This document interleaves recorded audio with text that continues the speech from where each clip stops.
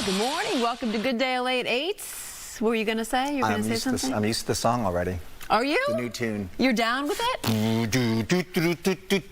Not sure that's exactly how it goes, but... Close enough. Right? Yeah. How about you want to try? Try it, Jen? No? I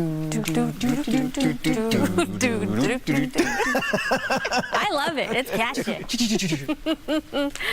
Good morning, everybody. You're going to love at least temperatures in the morning and in the evening where it's not so hot. We're already looking at temperatures heating up. 70 degrees in the San Bernardino Valley like Burbank. Highs today. 90s are on the way. We make a return to triple digits for valleys in the IE. We don't currently have any weather alerts in terms of heat, but they will be making a comeback also tomorrow and through Sunday. So we're going to continue to see temperatures rising. Mid-70s along the coast, and we do have high surf conditions, so please be extra careful out there. Mountain spots, Big Bear, 86 degrees and warm, a lot of sunshine pouring into the high desert and sizzling temperatures for the lower deserts. I'll show you how hot we plan on getting coming up with a look at the 7-day forecast. Now, sending back over to you two. All right, let's get right to Mario Ramirez. He's live in Hollywood. 3 people found shot to death inside an apartment there. Mario. Yeah, Bob, and we just heard from a resident here who says at this same apartment complex, police were here over the weekend, door knocking, asking residents if they heard shots being fired. So we're working right now to confirm how long those 3 victims were inside the apartment unit, possibly days. Now you can see it here just behind me, that unit, upper level unit with the white sheet hanging there. That was put up by investigators early this morning. LAPD's robbery homicide division investigating after 3 men were found shot to death inside. Let's show you the video here, the scene overnight. It was just before 10 o'clock last night. Hollywood division officers responded to that welfare check here at the apartment building on the 1900 block of Wilcox near Franklin. Investigators say a family member of one of the men who lived here requested that welfare check after becoming concerned. Officers obtained a key from the apartment manager. They went inside and found 3 men dead from apparent gunshot wounds. Now, because there were 3 victims, LAPD's robbery homicide division, homicide special section assumed responsibility here. After completing a search warrant, investigators started going through the apartment. Forensic specialists, they're still moving in and out of the unit here, wearing gloves and masks as they photograph the scene, documenting evidence. Now, one of the big questions this morning is exactly when these shootings happened, when shots were fired, and people who live and work nearby shocked to hear about the news. Take a listen. That's good that the person, obviously they cared enough about them to have like a welfare check and to come in. I mean, if that didn't happen, who knows, they could have been there for so long. 3 people were deceased in the apartment, and it was just kind of crazy because I just work right by here. Definitely concerning. I hope that, you know, they find whoever did this. Now, detectives have been talking with neighbors all morning, including the neighbor who lives right above the unit where this all happened. One neighbor, again, telling us police were going door to door over the weekend asking whether anyone had heard those gunshots. And we haven't been able to confirm independently whether that earlier canvass is connected to the investigation. And police do say this was an isolated incident. There's no threat to the public. If we come back out here live, some of the activity surrounding that unit right now, the focus now on determining when these men were killed, who was responsible, and whether there's any surveillance video or other forensic evidence that can really help detectives piece together a timeline and exactly what happened inside that apartment unit. That's the latest here in Hollywood this morning. I'm Mario Ramirez. Back to you. All right, Mario, thank you. Now to Pomona. Reports of shots possibly fired. It led to a big police response there. Video shot overnight showing employees standing outside the Winco food store. This is on Rio Rancho Road. Officers rushing there to the scene overnight. Again, possible shots fired inside that grocery store. We had a Fox 11 crew there as officers had their guns drawn and they entered the store. At one point, look at that. They had a robot police dog and it was brought in to check everything out. The search came up empty. Short later, we also had Skyfox overhead as the employees made their way back inside the store. So a little bit of a scare there. It appears the pause in fighting in the Middle East is over after just 4 days. Overnight, U.S. and Jordanian air defense systems intercepted missiles fired from Iran. The Pentagon says the missiles were aimed at U.S. military bases. Meantime, CENTCOM is reporting that U.S. and Saudi Arabian fighter jets conducted operations to take out Iranian-backed militia positions in Iraq. Attacks had been on hold for about 4 days as mediators tried to work to restart talks between Iran and the U.S. Dr. Anthony Fauci, the person at the center of the pandemic response, testifying this morning on Capitol Hill. In his opening statements, he blasted Republican Senator Rand Paul. The only conclusion I can reach is that the sole reason he is calling me before this committee is to get me to say something, anything, that could vindicate his repeated public pledges that I end up, in his words, quote, behind bars, unquote. Fauci went on to invoke his Fifth Amendment rights. Republicans are investigating his handling of the COVID-19 pandemic and accusations he lied about the origins of COVID, claims that Fauci denies. There were some tense moments early in the hearing when Fauci's attorney was removed. You are not invited here for testimony, sir. You are being disruptive.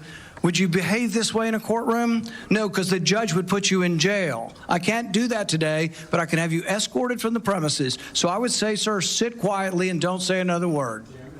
I said sit quietly. You are not recognized. Another word and you're gone. That's the way you want to be remembered, and that's what you're going to do. You are not recognized, sir. Security, please remove him from the room. Senator Paul subpoenaed and then released over the weekend Dr. Fauci's private journal that revealed the doctor's inner thoughts about the origins of COVID, along with his detailed logs at the White House and media appearances. Fauci believes the virus likely spread from animals to humans. Former President Biden granted him a preemptive pardon, but some lawmakers say that won't cover Fauci if he lies to Congress during today's hearing. Federal agents have served a search warrant at a home linked to San Bernardino County Supervisor Kurt Hagman. Fox 11 was there yesterday, in fact, as federal agents were seen carrying away boxes from a home in Chino Hills. Neighbors told Fox 11 that Kurt Hagman lives at that property. Hagman was first elected county supervisor in 2014, representing the 4th District. He also serves as vice president of the Ontario International Airport Authority. Authorities say another warrant was served at a home on Monterey Place in Ontario. Few details have been released. The FBI says the warrants were under seal by a court. One of Hagman's neighbors described what he felt as agents moved in yesterday.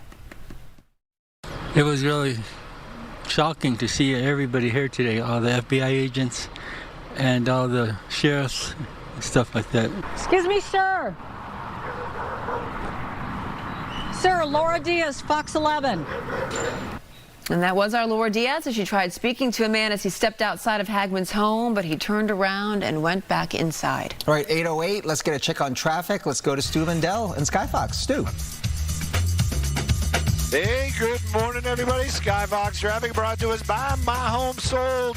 We're cruising up and down the 101 in the valley, trying to figure out why it is so light on those westbound lanes. Actually, it's going to be southbound 101 coming out of the West Valley over to the 405. Take a look at that. You do hit the brakes somewhere in Tarzana, but from Calabasas all the way out here, it is a fantastic ride. And even when you do slow down, you're basically slowing to almost freeway speeds. Yes, by the time you get to the 405, it is a little bit more of a crawl, but for the most part, that 101 looking like a fantastic ride from Tarzana out over towards Calabasas. Traffic hotspots? Yeah, we got those. We'll share those with you right now. Hi, I'm Adrian with My Home Sold, and we want to buy your house. We buy any house in any condition. No commissions, no closing costs, and no repairs. Go to myhomesold.com for a free same-day cash offer. That's myhomesold.com.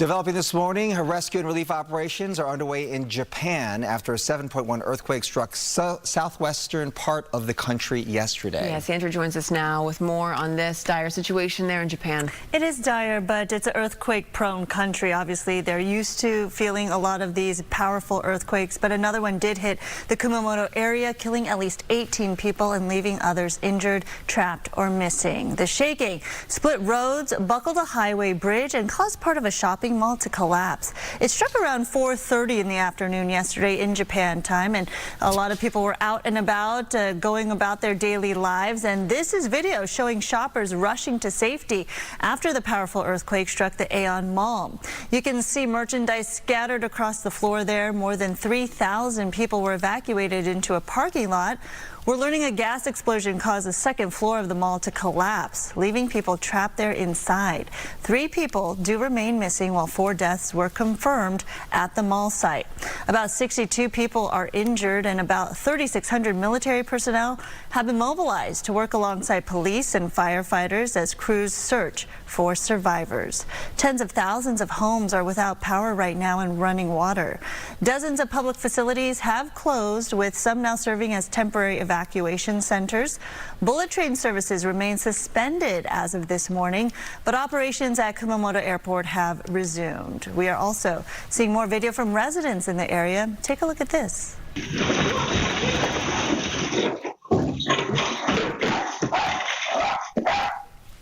A scary situation there. This home security camera showing lights and plants swaying inside the home. The resident who shared the video says the quake was so terrifying, but their home thankfully was not damaged. The Prime Minister of Japan will be updating local media about the situation there today, so we will get an update as we stay on top of this story. But certainly, because Japan is prone to these big earthquakes, their infrastructure is designed to be able to withstand a lot of this. But obviously, you could see the damage has been done. Yeah. Japan at the forefront, really, of building codes and things like that for decades now. So, you know, damage would be minimal, but if you think about a 7.1 earthquake, and it's you a can very see all large the damage earthquake. it already caused in that area.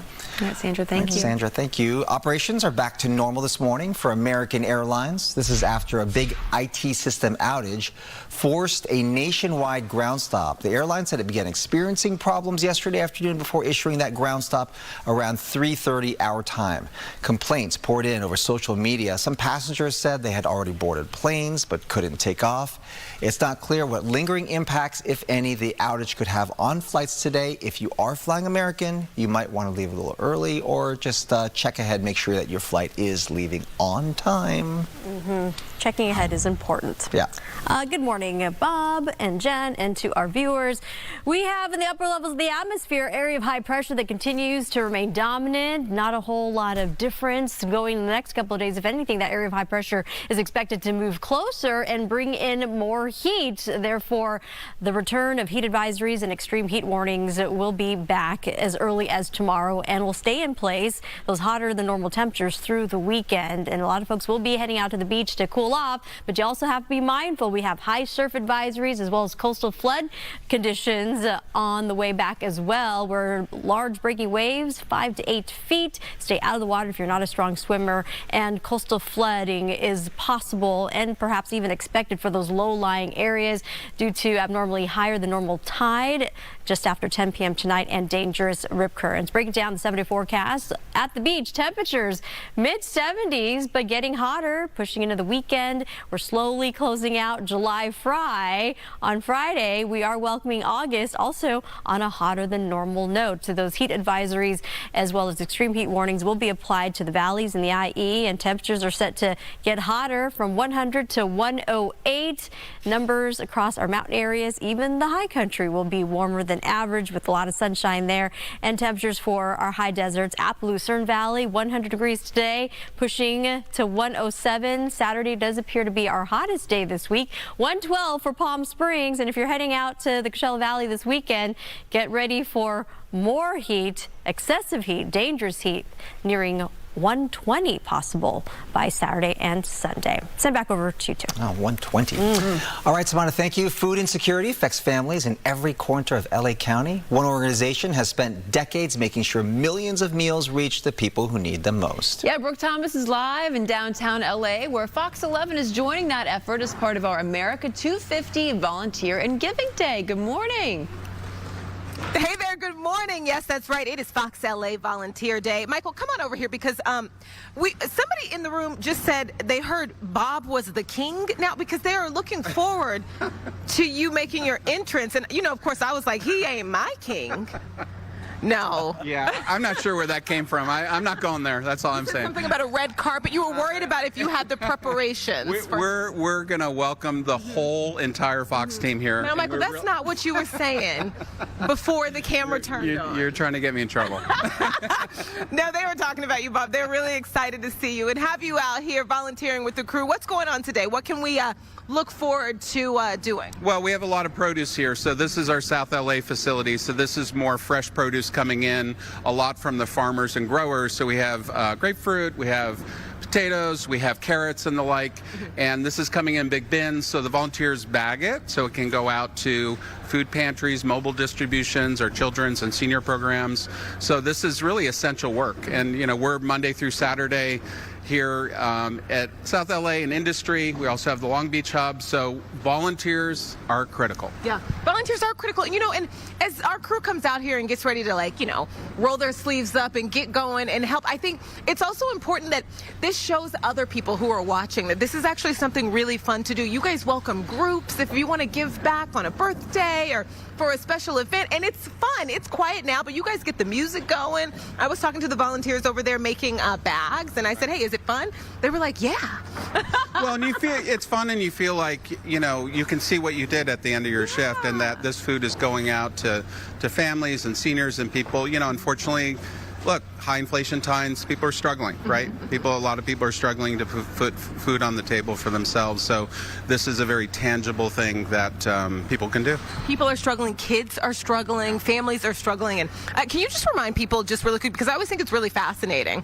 While there are many people who, once you know, go into the stores or you're looking at a restaurant, even fast food, that's a lot of money. But for you all to provide meals for people, it's actually not that much if people have a little extra in their pockets that they want to donate, right? Yes, definitely. We appreciate Fox 11 starting around Independence Day had the campaign for the food bank, and that was incredibly important for us. And yes, since we're relying on donated food, we're generally not purchasing food, so we're really able to stretch the dollar.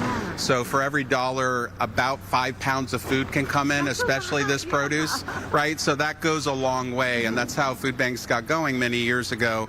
There's a lot of food that never gets sold that we tap into. Yeah, that's great. Okay, thank you so much. It's going to be a really fun day. It is. A lot of fun, and carpets to come. I told you he was making jokes. Back to you. Well, we are on our way. We're on our way, Michael. They're like, oh, we have spent a lot of time with Bob over the years. Oh, yeah. The whole crew is there. They're like, they are ready for it's all about Bob. We look forward to it. No, we have a big crew heading down there, so that's going to be a lot of fun. Yeah, that's right. And we're going to be there very soon. You know, we roll deep. Thanks, Brooke. Thank you. Bob, they just know how you like to act, okay? So, which is a fool. They know. We'll be right back.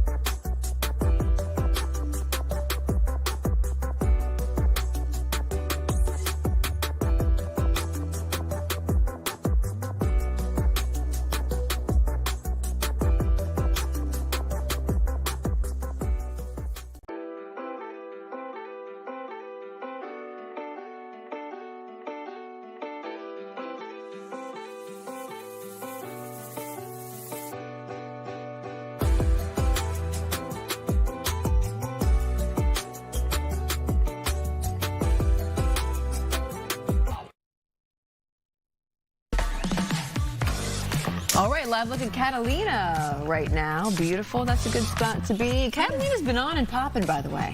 It's been the spot to be. Over the weekend, I was where the Catalina Flyer goes, you know, the ferry that goes across. Yeah. I could not believe the crowds so many that were popping onto that ferry. Yeah, if you're on the ferry, you can see the dolphins, all the pods. It's great. It's a lot of people, though. A lot of people. All right, so schools are trying a new approach when it comes to campus safety, and it's something that looks more like science fiction than a security guard. Take a look. A handful of schools in Florida, Georgia, and Colorado will begin testing drones designed to respond to active shooter emergencies. Wow. Campus Guardian Angel drones can be deployed in about 15 seconds, and they're armed with features like strobe lights, sirens, pepper spray, and the ability to ram into a suspect. While some believe the technology can save lives, others worry the devices would hurt innocent students or be abused by hackers. A politician's speech is going viral, not for what he said, but what he accidentally left in. Oh, boy. This will make you cringe. A Canadian lawmaker appears to have read an AI chatbot's instructions, like the prompts that you're given, read this out loud during a speech without even realizing it. Another concern relates to expectations. One of the dangers associated with creating advocacy offices is that citizens often develop expectations that exceed the powers actually granted to those offices. Here's a more natural flowing version of that section that reads like a legislative speech rather than a series of short points. OMG. I know. OMG. Wow. Woo. The clip has racked up millions of views online, with many questioning whether the politician reviewed the speech before he actually delivered it. So far, the lawmaker's office hasn't commented on that viral moment. This might be a more natural sounding approach. You know what? To be fair, I mean, you read this teleprompter cold many times before. As do you. I'm not the only one, FYI. Yeah. So soon it'll be. That said, tease. We'll be right back. Break. Break number 3.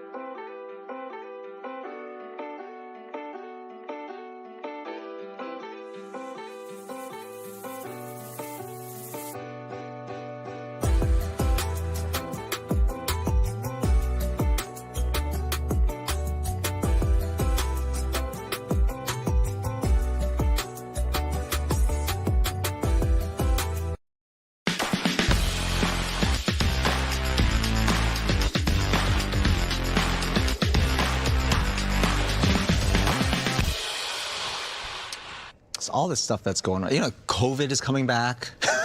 Why are you back in action? I don't know if COVID ever really left. I feel like it's been lingering. When's the last time that you heard someone like, oh, I have COVID? It's been a minute. It's been a while. Yeah. Unless they just haven't swabbed. Last year I had it. Okay. After Vegas, Backstreet Boys, the Backstreet Boys, the Backstreet Boys. People who have it, and it's like, right. Do you know of anyone that's? No, we were just talking about people getting sick and stuff. Yeah, like that. It's the summertime, which but this year I haven't heard many people. As 2026. Mm-hmm. Hey, you know what? Kids get sick now all year round. I remember when it was back in like the fall or the winter that kids would get sick. Now it's happening all the year, all the live long day with these kids. Yes, Jen and I, we get it. You know. Well. You know, Roxy, Sandra, yep. And then if they have a fever, they get brought home from school. I would just like to say that I've had to take my dog to the vet twice in the past month, and she's been getting up in the middle of the night to go to the bathroom recently. So, well, she is getting up there in years. I know. I don't want to hear it. So I can only imagine how much more it is for a child if this is how much I'm doing They just want for cuddles. a dog. Yeah, they just want cuddles. Yeah, that's what we were doing all day yesterday. Same with my dog. Actually. Yeah, there are babies. We have a lot in common, guys. Well, Mother Nature is bringing the fever. I mean, we've got triple-digit temperatures. Headlines, we're still hot, we're still humid. Heat alerts return tomorrow and through the weekend. Temperatures will actually amplify. Numbers get way hotter than what's typical for this time of year. So people are going to be flocking to the beach, and at the beach we do have alerts to warn you about as well. Elevated surf currently, which will become high surf advisories, and coastal flood concerns for those low-lying areas as well. It's all due to Hurricane Genevieve spinning well offshore, but it's sending that wave energy to our coast. So please be extra careful out there and keep a close eye on the kids. 72 degrees in Long Beach right now, 69 degrees in Ontario. We are dealing with a little bit of that marine layer, so some cloud cover and even some patchy fog out there, but we are looking forward to this afternoon, and we'll see sunshine. Temperatures at the beach will be in the 70s, 90s in store for the inland areas, valleys in the Inland Empire reaching 100, if not hotter. Eventually, extreme heat warnings will be back as early as tomorrow for some of those spots. Mountain areas, 86 degrees in Big Bear, high deserts, triple digits for Palmdale and Lancaster. And if you are planning on trekking all the way out to Palm Springs, 112, and eventually this weekend nearing 120 possible, again, for Palm Springs. More details on the extended forecast coming up. Meantime, back to you guys. All right, thank you, Samada. So Waymo is facing new restrictions in Santa Monica after neighbors complained about noise and traffic at two of its charging stations. A court has temporarily banned the company from charging its driverless cars there overnight. Residents describe the sites as a mini Las Vegas, a circus, and like living next door to a spaceship. Waymo is now suing the city, arguing it has worked to reduce the noise and claims some of the disruption comes from residents interfering with its operations. All right, listen to this, Amanda. If you hear screams coming from some Southern California car washes this October, don't worry. It's all part of the experience. I don't want you. I don't want you. I want them. So the haunted car wash is returning this October. They made the announcement, turning 3 locations in Anaheim, Lakewood, and Carlsbad into drive-through Halloween attractions. Guests stay inside their cars as live actors, fog, lighting, special effects, all bringing the experience to life. Tickets are around $30 per car, with first scares starting on October the 2nd. What was that haunted house, Bob, that you did that one year when you got, like, electrocuted? What? Which one was it? A 7th door or 11th Yes. door? Oh, yeah. Yeah. They like cut your hair too, maybe? They cut your hair? Well, they didn't cut my hair, but there's not much hair to cut. Would you ever go back and do something like that? I mean, I guess. I don't know. You little It was pretty extreme. It If was you need very some extreme. company, I would go with you. I'm in. You should go. Yeah, I would go. I would do it. Should we make it? Yes. Do you know our an outing? I think we should. You know, our producer, a little shouting outing. Bill, I knew it was Bill when I saw the story. He is, like me, a Halloween lover. He is. Yes. The 7th door. Yeah, The in 7th Orange door. County, right? Buena Park. Buena Park, okay. Yeah. You know what? I So- say we all do it this year. Let's do it. Hey, we're going to do horror nights as well, too. Did we? Oh, sorry, yeah. Yeah, you left me completely. No, I thought you were going like, Yeah, you go like this. Earlier, Amanda went like this. Right. And then I was like, I don't even know what that means. I thought she was doing wax, you know, like the car wash wax. Yeah. Wax on, wax off. Look at that. I don't like that. We're hanging out a lot in late September, October. That's right. Mark your calendars now. And you know what? Happy early Halloween to all the Halloween lovers out there. Entertainment sponsored by Yamava Resort and Casino. Ooh, get ready for this, guys. Amazon MGM Studios is giving us a glimpse of the new film, The Thomas Crown Affair, with Academy Award winner Michael B. Jordan. Ooh, my heart was racing. Every step was part of a plan. Things slowed down. It was silent. And I was surprised how easy it was. But I'm not finished yet. That's what excites me. I'll tell you what excites us. Watching him in action like that. Not only starring Michael B. Jordan, ladies and gentlemen, it's directed by him as well.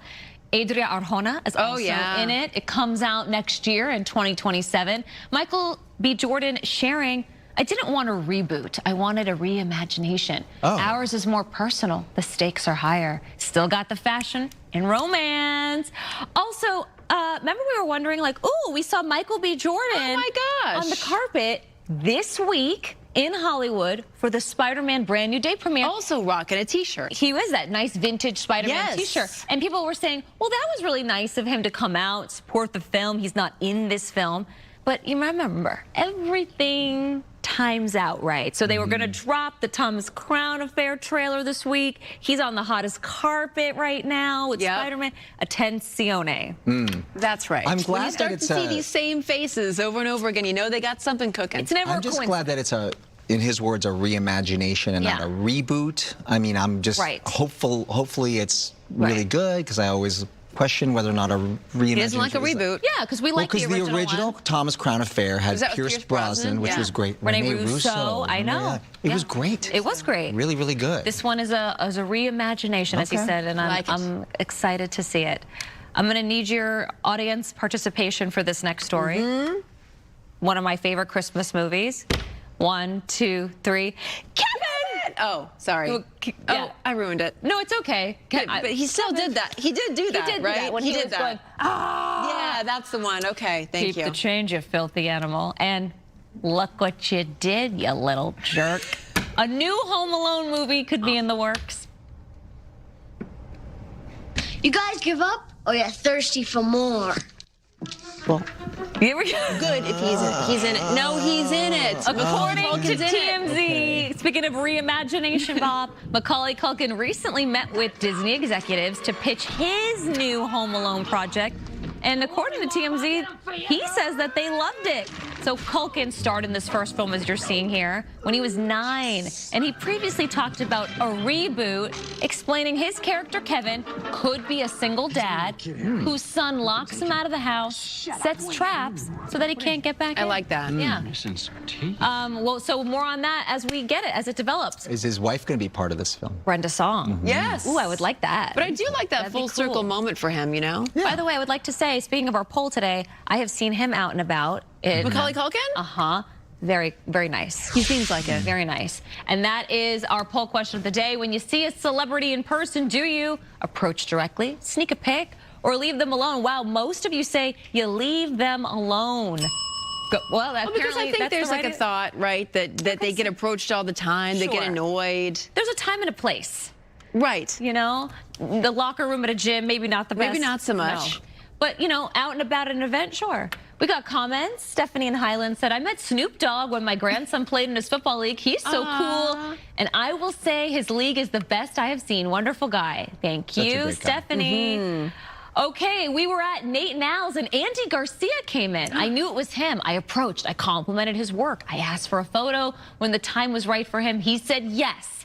I can meet you outside when I'm done, he said, and he thanked us for waiting for him. He is so kind and genuine. Because if they take one picture, you know, like more people are going to come up. So I appreciate that. That's like a nice... I do too. Straddling the gap, if you will.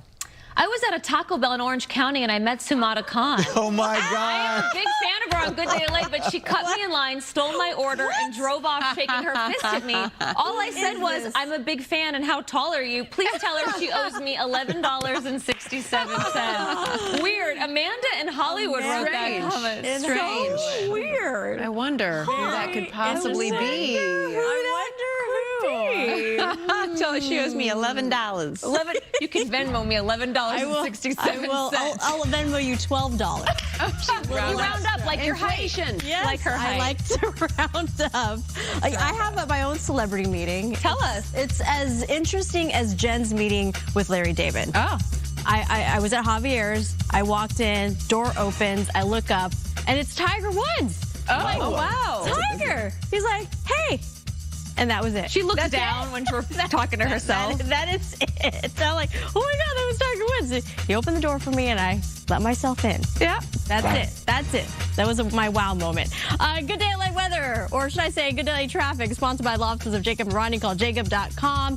Unfortunately, we do have a little bit of a slowdown due to a multiple vehicle crash taking out to the Orange area, eastbound side of the 22 at Main Street. Just a heads up, and we are picking up those moderate delays behind that crash. And through downtown, looking pretty good, especially northbound 110 from the 405, just a little under half an hour, a little over a half an hour, westbound 60 from the 57. Some areas seeing a little bit of that fog, lower visibility. Please be careful driving along that 60 as well as that portion of the 10 in the Fontana area, and even a section of Riverside along that 91 being impacted. The 605 at Rosecrans, clearer here, both directions, looking good at Rosecrans Avenue through the Whittier area.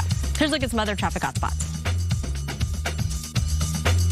So I do hot yoga every day. After the accident, my lower back was so stiff I couldn't move, and I called Jacob. They treated me like a king. I did not have to deal with anything.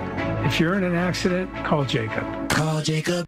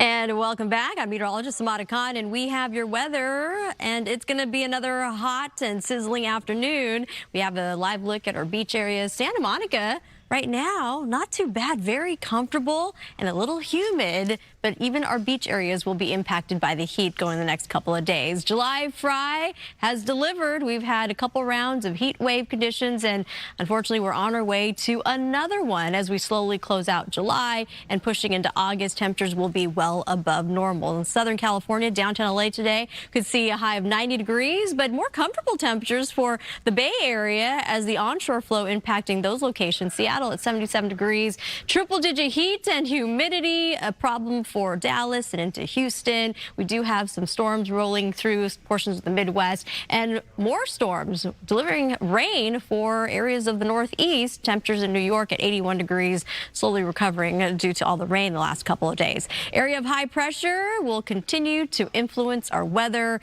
and generating that heat, that wraparound flow, as well as the humidity. It's not going to budge very much. If anything, we're going to see that area of high pressure increase in intensity, delivering temperatures possibly as hot as 110 degrees for some of our interior valleys. So we've got eyes on Riverside and San Bernardino, out towards Woodland Hills as well. And you can see here the coast will also be impacted by a heat advisory. This all begins tomorrow and will stay those alerts through Sunday. We have beach alerts and beach concerns. High surf advisory will be in place later today, along with the coastal flood concerns. Large breaking waves, stay off of those rock jetties. We're looking at surf heights 5 to 8 feet, possibly higher sets of up to 9+. And coastal flooding is expected for those low-lying areas. High tide sometime after 10 p.m. tonight and dangerous rip currents. The extra height in our surf is all due to Hurricane Genevieve, as well as some southern hemispheric storm systems. Wind speeds at 115 miles an hour. And you can see, even though it's well offshore, the impacts, again, are just bringing in those higher swells. 7-day forecast looking out further ahead. We've got 70s, not a whole lot of change. We can see a little bump in temperatures going into this weekend. 90s for inland areas from Boyle Heights into Santa Ana. Temperatures will be pushing to 95 degrees as possible. We've got numbers back to the triple digits and getting hotter. 108. Saturday does appear to be our hottest day for this week, and triple digit heat holds steady all the way through next week as well for those valleys. Mountain areas 86 degrees with a lot of sunshine, and temperatures for our high deserts keeping triple digit temps in place as well. 107, and Palm Springs 112 moving higher, nearing 120s by this weekend.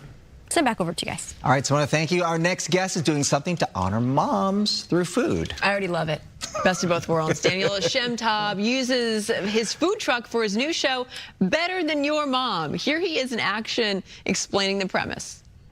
Welcome to Better Than Your Mom, where I take your mom's best recipe and I turn it into a taco on my world famous food truck, the Lime Truck. Every week I put myself up to this crazy challenge, and it's go up to random people in the middle of the day, ask what your mom's best recipe is. On the fly, we go shopping, we go to my food truck that's parked like a block away, and we see if I can turn your mom's best dish that doesn't belong in a taco into one of the best tacos you've ever tried. Ooh, now we're curious. Okay, so tell us, first of all, welcome. Thank you. Thank you for honoring all the mamas out there in our cuisines. Mm-hmm. So how did this all start for you? How did the food truck start, or how did the mission start? Yeah. The mission, yeah. Well, growing up in like a Persian household, I think food is just like a really big part of our culture. And so you come over on Friday night or you come for a festivity, and, you know, there's a huge like platters of food, and it's like enough to feed 40 people, even if it's just you and like 6 friends. And so food was just a big part of my culture. It's a love language. Totally. Yeah. And it brings me home, and my mom was my biggest influence in life. She was like my rock star, or I was maybe hers, I don't know. Yeah, but I'm sure vice versa. Yeah, so she was just my biggest supporter, and when I was thinking about a show I wanted to create, I just, for some reason, was so inspired to honor the moms. And I was talking to my wife about it, and she's like, you know, this is pretty meaningful for you. You know, moms make great food. You think about your mom with, you know, so much admiration. Yeah. This could be a really good premise for a show. So you park your famous truck or in front of a grocery store, and you ask people to cook your favorite food from your mom, right? Exactly. And it was a lot easier, you were saying, to find people to partake in all of this? So, great question. So when the concept was coming together, the craziest part to me was thinking we can ask people randomly on the street what their mom's best dish is, and then go right after and do a 2-hour segment of grocery shopping, cooking the food, and then trying it on my food truck. That's a lot of time to carve out. On a random Tuesday. On a random Tuesday, yeah, you know, that's right. Don't people work? Yeah. Yeah. So, yeah, the premise, I just never thought it would happen. And it, you know, I got a lot of no's. I got a lot of, like, you know, get out of my face kind of scenarios, which honestly, I'm kind of like that too. So I get it. I'm not, no hate. But yeah, I'm surprised as how quickly people were willing to say yes and how responsive people were to give me their mom's And did you have a camera crew, like, right there on the spot? I did. So you would ask them, and then you would immediately go to wherever grocery store was closest by, I'm assuming? Yep, yeah, and I had the meta glasses on, so Nice. I was able to film some of it myself. That's and then great. we had one camera. It was done really kind of like raw, and we just got in there. Yeah. So I feel like you could make anything into a taco, I guess. There's like restaurants now that have like sushi tacos and things like that. Right. So the fusion of it all. But what's been the biggest challenge? What's been the hardest thing to make into a taco? There's been a lot. Also, you know, on the fly, someone's going to tell you their dish, and there's a high likelihood that you never made it. Like shepherd's pie, I think I've eaten it once, like in passing, but I never grew up in an English or Irish household, so that wasn't something we cooked. What kind of meat is in a shepherd's pie? Is it pork? I think there's sausage, pork. Yeah, I think there's some variations of pork. And so, you know, when someone asked that, I was like, oh man, like I'm like on my phone Googling it really quickly. Like, and so being able to be on the fly and do anything. And so the very first person I asked says gefilte fish. And I am Jewish, but gefilte fish is not something we make in my family. Yeah. And so I started to think about, like, okay, you're making a fish patty. Like, what do you want when you make a fish patty? How are we going to adapt this? Right. And so I do agree. Almost everything can be made in a taco because a taco is a vessel, and you know, almost anything can be made in a sandwich in theory. Yeah. Right? But yeah, knowing what some of these dishes are, and then also how important that dish is to them. This woman told me that she made this 1,000 times with her mother-in-law. And so Anne was telling me that this is Dina's like most important dish. And you're like, oh, I don't want to just kind of gloss over that. Right, because it's an emotional thing, right? Do you get them to phone a friend, like phone your mom and like, what's this? Because there's got to be like the gefilte fish or whatever. There's got to be some special ingredient or something that she put in it that sort of made it into like the special dish. Yeah, we do a little bit of phone a friend, especially if the kid doesn't know. A lot of times the kid will know what the mom was doing, so you're like, oh, you got to put dill in it. That's like one of the things we do differently. And then also, you know, it is the lime truck adaptation of the dish, and so a lot of times I don't want it to be exact. I want it to be really inspired or reminiscent of their parents' dish, but I wanted to have that lime truck pizzazz. As you were talking about your own mother, I could feel the love coming out there. What was her favorite dish that you grew up on? So it is a Persian stew called khoresh karafs. God bless. There you go. Khoresh kavash. Yeah, pretty close. Yeah, you're right there. And what is that all about? It is it's a slow cooked celery stew. Okay. And it's not the most common Persian stew. I mean, it's definitely in like the top 10, but ghormeh sabzi would be like the one that everyone goes for, which is an herb stew. But this one is just really slow cooked onions, turmeric, and then it's got celery, and you eat it over rice, and it just brings you home. Like the smell of it, I can smell it through the house, and it's amazing how your senses and strongest scent tied to memory. What do you think about when you smell that and when you taste it? I mean, love, you know, and I think food is love. I cook for my daughter every week, no matter how busy I am with all my work, and I think one of my favorite things in the world is seeing her light up when I make something, and I'm hoping my mom got that same feeling when she did that. So you're getting celebrities involved in this as well. It was tough because your mentor, Nancy Silverton, you did one of her dishes too. So what a mentor. It's like the pressure is on, right? When you're doing something like that. Yeah. Who else do you have that you're working with? So Nancy was crazy because I did her chopped salad, which if you know Nancy, that's like one of her dishes. And making that into a taco was unusual, but really fun. And then our next episode for our kind of like season bonus finale will be Julia Louis-Dreyfus. One of my favorite actresses. She's so good. So funny. And does it all turn out well, or do they just know? Yeah, that's a rough one. So Henry, her son, who's a very talented musician, maybe less talented as a chef, but he brought his A game and he made something pretty ambitious, I would say. More ambitious than my dish on the truck, and it turned out pretty amazing. And it was good for what it was. I was impressed. I wonder, sometimes more impressed by it being a taco than the actual meal, right? Yes, and Julia was very vocal about how she didn't think that the key lime pie should be a taco, nor was she excited to try it. So.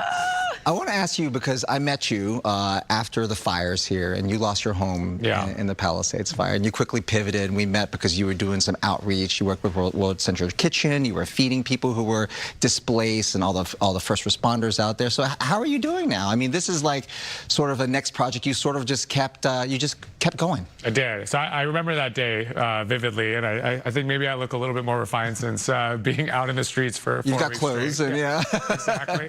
No, it was. I mean, I think I built my business. So food trucks are built on community, and I've had it for 17 years, which makes us kind of like a dinosaur in the business. I started it right before my 21st birthday, and I think the community has always been our biggest help in growing the business. And then when times were tough, they were the business. They helped us survive those difficult times, like the pandemic. And so when I lost my house, the first thing I kind of realized was it's time to go back to the community. And that allowed me to feel okay again, which was really tough because I was grieving, but seeing other people and helping other people, I don't know, just something about when you're in a bad place, sometimes to get yourself out of that rut, you just kind of go out and do things. Yeah. And I'm kind of an action person, so that felt really good. And so doing this show too, it's like you're out in the community, you're doing the same thing again. You're making people happy by doing their mom's dishes. Rachel, who is this amazing girl who is a nurse who lives in Hawaii, her mom makes this oxtail adobo, and she hadn't been home in 6 months. And when she told me about it, I saw that same thing you saw in my eyes. She lit up. And so being able to make her that dish and bring her that joy and maybe bring her home for just 10, 15 minutes on a random Tuesday and honor her mom and her auntie, it's just so cool. I love that. I love the mission. I love the comeback and the sense of community. It's unmatched. Thank you, Daniel. Appreciate it. Daniel. Great to see you. Yeah, thank you for having me. You can catch Better Than Your Mom on YouTube. Be right back. You got to bring us some tacos next time you come. I know, 100%. I really blew it on that one. Also, there's food trucks outside. Oh, yeah.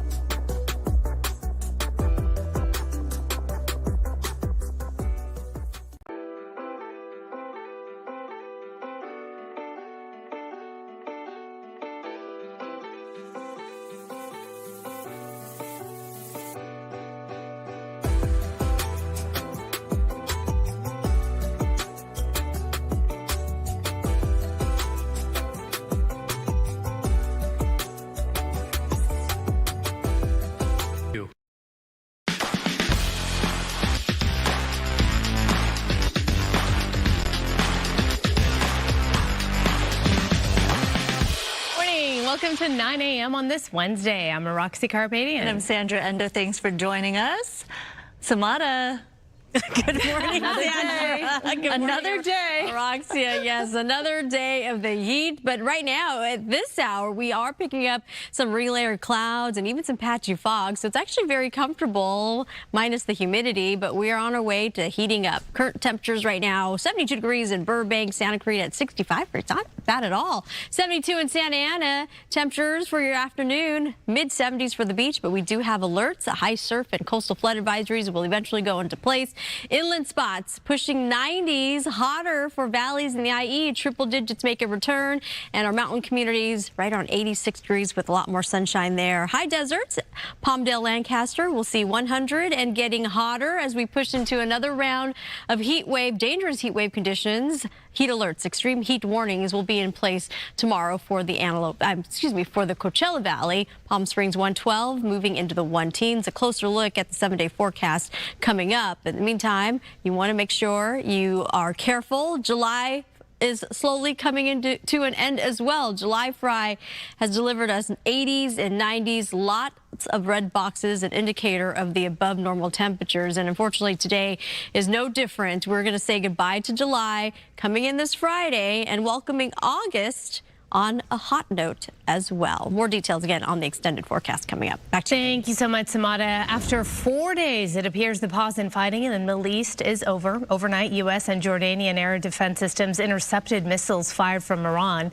The Pentagon says the missiles were aimed at U.S. military bases.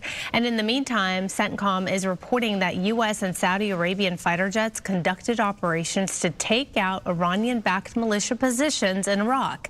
Attacks had been on hold for about 4 days as mediators work to try to restart talks between Iran and the U.S. Dr. Anthony Fauci, the person at the center of the pandemic response, testifying on Capitol Hill this morning. In his opening statements, he blasted Republican Senator Rand Paul. The only conclusion I can reach is that the sole reason he is calling me before this committee is to get me to say something, anything that could vindicate his repeated public pledges that I end up, in his words, quote, behind bars, unquote. Fauci went on to evoke his Fifth Amendment rights. Republicans are investigating his handling of the pandemic and accusations he lied about the origins of COVID-19, claims Fauci denies. There were some tense moments earlier in the hearing when Fauci's attorney was removed from the hearing. You are not invited here for testimony, sir. You are being disruptive. Would you behave this way in a courtroom? No, because the judge would put you in jail. I can't do that today, but I can have you escorted from the premises. So I would say, sir, sit quietly and don't say another word. I said sit quietly. You are not recognized. Another word and you're gone. That's the way you want to be remembered, and that's what you're going to do. You are not recognized, sir. Security, please remove him from the room. Senator Paul subpoenaed and then released over the weekend Dr. Fauci's private journal that revealed the doctor's inner thoughts about the origins of COVID, along with his detailed logs at the White House and media appearances. Fauci believes the virus likely spread from animals to humans. Former President Biden granted him a preemptive pardon, but some lawmakers say that won't cover Fauci if he lies to Congress during today's hearing. We are tracking some breaking news in Hollywood. That is where 3 people were found shot to death inside of an apartment. Mario Ramirez live in Hollywood with all the details on that story. Mario? Sandra, Roxy, we're learning more. Residents telling us they believe the bodies were inside that apartment unit for at least 3 days. Medical examiner crews are out here. They're in the process of removing the bodies. They still haven't been identified. And you can see the apartment unit that we're talking about here with that white sheet that was put up by investigators this morning. LAPD's Robbery Homicide Division investigating after they say 3 men were found shot to death inside. Video here showing the activity overnight. It was just before 10 o'clock last night. Hollywood Division officers responded to a welfare welfare check at this apartment building on the 1900 block of Wilcox near Franklin. Investigators say a family member of one of the men who lived here requested that welfare check after becoming concerned. And officers obtained a key from the apartment manager. They went inside and found those 3 victims, 3 men who died from apparent gunshot wounds. We've seen crime scene investigators continuing moving in and out of the unit wearing gloves and masks as they photograph and document the scene. Now, one of the big questions this morning is exactly when the shooting happened that left those 3 dead inside. This is what neighbors have to say. I'm guessing it happened Saturday when I was out, because I haven't heard any noise from that apartment since then. It's pretty gross and it's alarming. I know too, but there were a lot of people coming and going all the time. She would let homeless people shower. Police was basically telling me that this was 3 days ago. Shocked. It's a triple homicide, but I'm not that shocked, if that makes sense, because that building, something really bad was bound to happen, considering the time frame, how long I've lived here, and all the things that have occurred. Now, the medical examiner will work to notify next of kin. Detectives have been talking with neighbors all morning. One tells me police were going door to door over the weekend asking whether anyone had heard gunshots, and police do say they believe this was an isolated incident and there's no threat to the public. Now, back out here live, police are also working to get surveillance video from these cameras here from the last several days. So one neighbor also who we spoke with says there's usually a German Shepherd from inside that apartment unit that usually barks. She says it's been very quiet for the last couple of days. For now, that's the latest here. As the investigation continues in Hollywood, we'll send it back to you. All right. We'll get more information as time goes on. Thank you so much, Mario. There is a severe green bottle fly infestation plaguing Boyle Heights following last month's massive cold storage fire. So millions of pounds of spoiled food, of course, still actually remain trapped inside that warehouse, and neighbors are demanding mandatory evacuations, saying foul odors, smoke, and swarming flies have made their homes unlivable. One woman said that her son had 4 nosebleeds after returning home. The warehouse owner, Lineage, claiming that extra pest control traps are already in place and has applied for a permit to rebuild despite objections from many residents at an LA supervisors meeting. All right, the Los Angeles Regional Food Bank has been fighting hunger for more than 50 years, and today it's getting a little extra helping hand from volunteers across our community. Brooke is live right now in downtown LA, where Fox 11 employees are rolling up their sleeves for our America 250 Volunteer and Giving Day. Hey there, yeah, I've just shortened it. I've decided it's Fox LA Volunteer Day. That's about all I can remember. Okay, there's a lot going on here. The vibes are nice. Everybody is crowding in here, getting ready to have a good day, smiling together, giving back. Michael, this group behind me, they do this every day, right? They keep this place rolling? Yeah, they do. I'll come over here to you. Staff here, and we have our staff here and other volunteers preparing. We have all the volunteers arriving. They're getting oriented right now in the volunteer room, and then they'll be out here. This team helps the line flow. So this is a conveyor. You know, some of the produce does need to be discarded because it may be damaged, but the vast majority will get bagged and then be ready for distribution. Let me go talk to some of the people who are going to be bagging and clearing, and let me see who we have over here. Let's take a walk, shall we? Let's see what we have. Who do we have in here? Oh, let's see. Oh, okay. Listen, it's orientation. They're not paying attention anyway. Hi. Oh, are you listening? Huh? Well, hello, Brooke. Hi. Have a great day. I am. Okay. Everyone here, happy to see you. Yeah. The Fox LA team. Where I heard Christine Devine is in here. She is. Okay. I see Glenn. Okay. Where is Christine? Oh, right here. Okay, let's see. On the phone.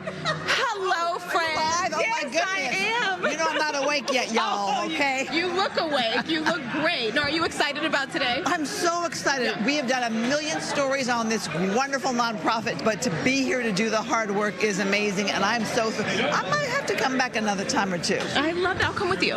Sounds good. Yeah, I'll come with you. I saw Marla Tejas. Let me. Oh, and Glenn. Hey guys, can you come this way? Yeah. Can I interrupt picture conversation. I know I never get to do this. Hello.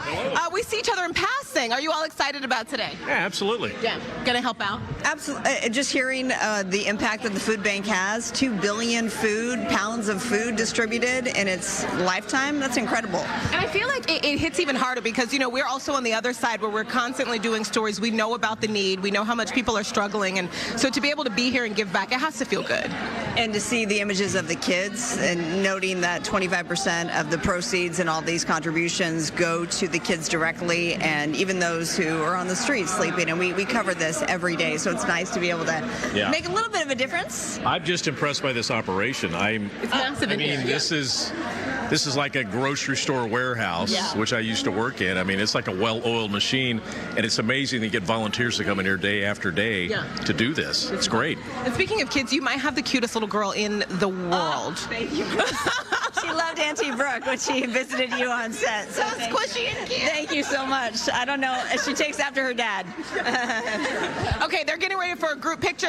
Coco, can you come here really quick, just as we? Okay, we're gonna come jump in the picture, but you know, you rarely get to see us together. You know, we're confusing the people, okay?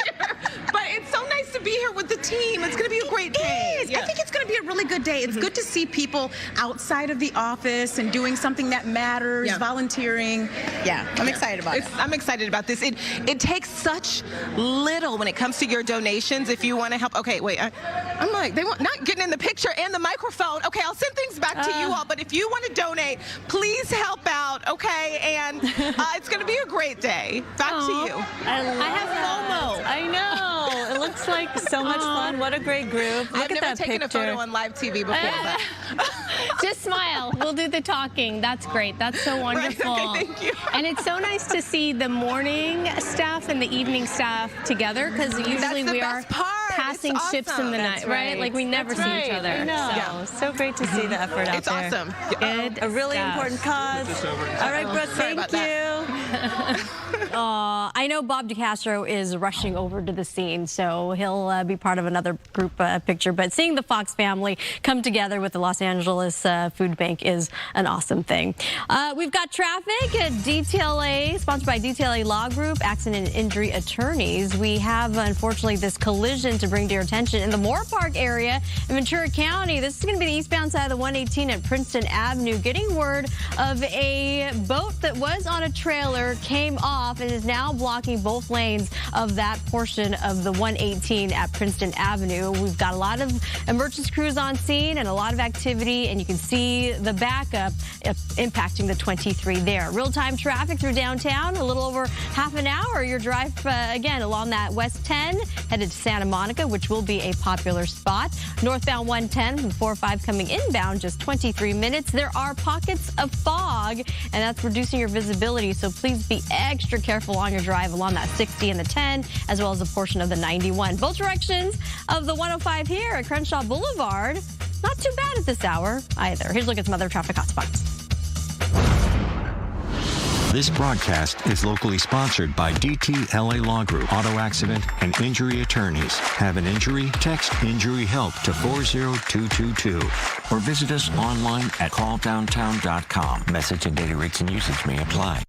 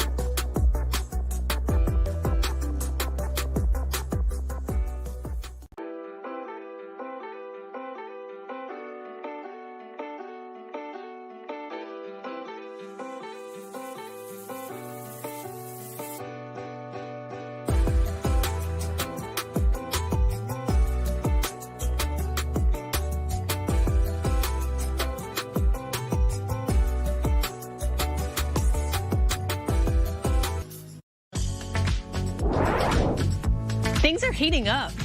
Everywhere. That's for sure. Everywhere. San Mo. Yeah. We love a little Santa Monica on this Wednesday. Isn't the farmer's market today? Yes, it's Wednesday. That's right. Not there on the beach, but, you know. Not there on the beach. Adjacent. Right. Exactly. In the Santa Monica community. 100%. All right, I'm going to get into this because this is a story we've been covering this morning.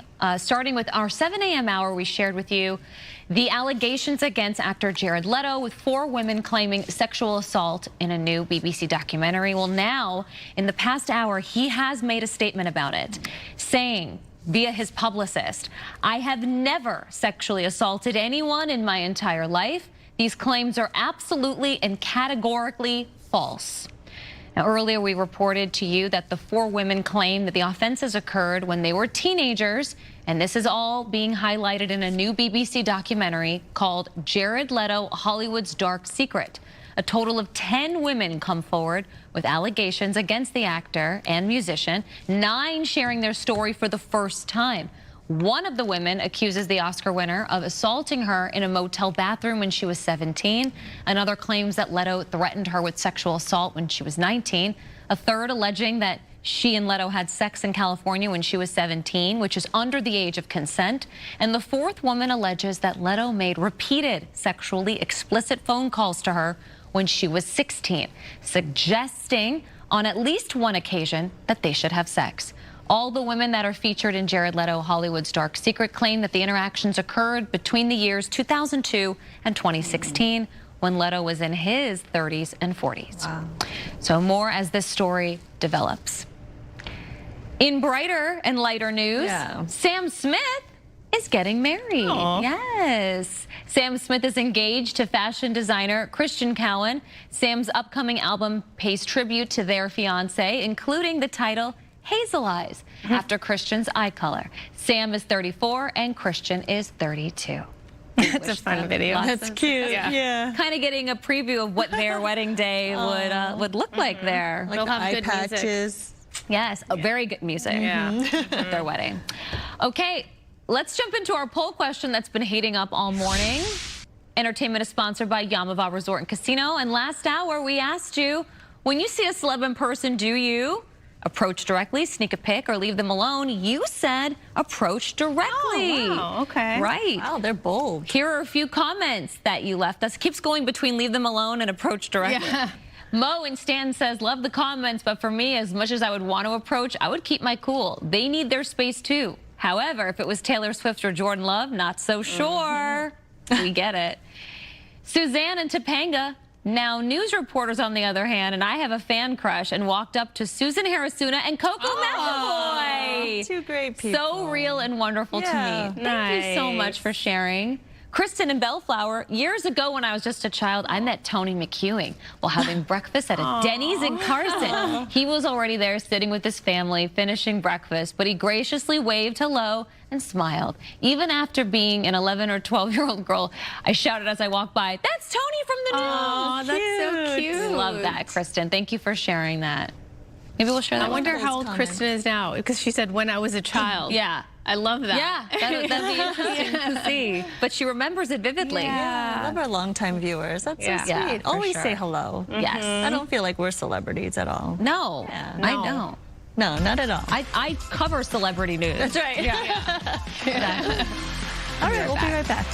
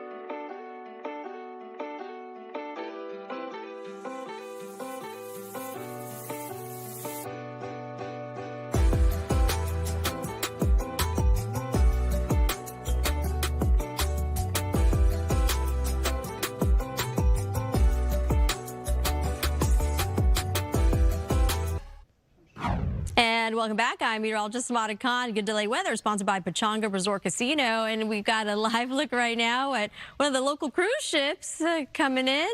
And they're in store for a hot afternoon. Our beach areas will also be warmer than normal. So still hot, still humid. And tomorrow we increase the heat all the way through the weekend. We're going to reintroduce heat advisories and extreme heat warnings, especially for those inland valley communities. And beach alerts if you're looking to cool off at the beach. We also want to make you aware of those high surf conditions and be extra cautious as those alerts will be in place all the way through the weekend as well. Area of high pressure continues to be dominant, and that wraparound flow is generating the heat and locking it in, not budging too much. If anything, it's going to move a little bit closer and increase our temperatures. Temperature highs, we're anticipating perhaps Friday and Saturday to be our hottest day of this week. As that heat wave continues, some valley areas could top out to 110 degrees, and heat advisories all the way down to our beach communities from LA County, Ventura County, Orange County as well, and LA County 80s possible. High surf conditions and coastal flood advisories will be in place later today. Large breaking waves of 5 to 8 feet with sets of up to 9. If you're not a strong swimmer, stay out of the water. Send back over to you two. Thank you, Samada. If a cute golden retriever makes you want to swipe right on a dating app, you might want to ask who actually owns the dog. So you've heard, of course, of catfishing, but now some singles are being accused of pet fishing. That is when someone uses a dog, cat, or another pet they don't actually own to look more appealing on a dating app. Relationship experts tell Vice that borrowing a friend's pet can create a false sense of compatibility, especially if having animals is important to someone looking for a long-term partner. Not surprised by that. People out on the street, on the sidewalk, walking other people's pets, you know, or carrying little puppies. It's like a conversation starter, exactly. too. And then you could approach the person, like, oh, can I pet your cat or dog? People use people's kids probably, too. Kids. Oh, this is just my nephew or something. I mean, unless you make it clear it's not your dog. If you want to use that picture, okay, but if you're, like, truly making it Stand on your own. Though, how about that? I know. Have the confidence, right? You tell them, Sandy. Yeah. Don't use props. Don't use the parrot. Or the gerbil. Or the ferret. We'll be right back.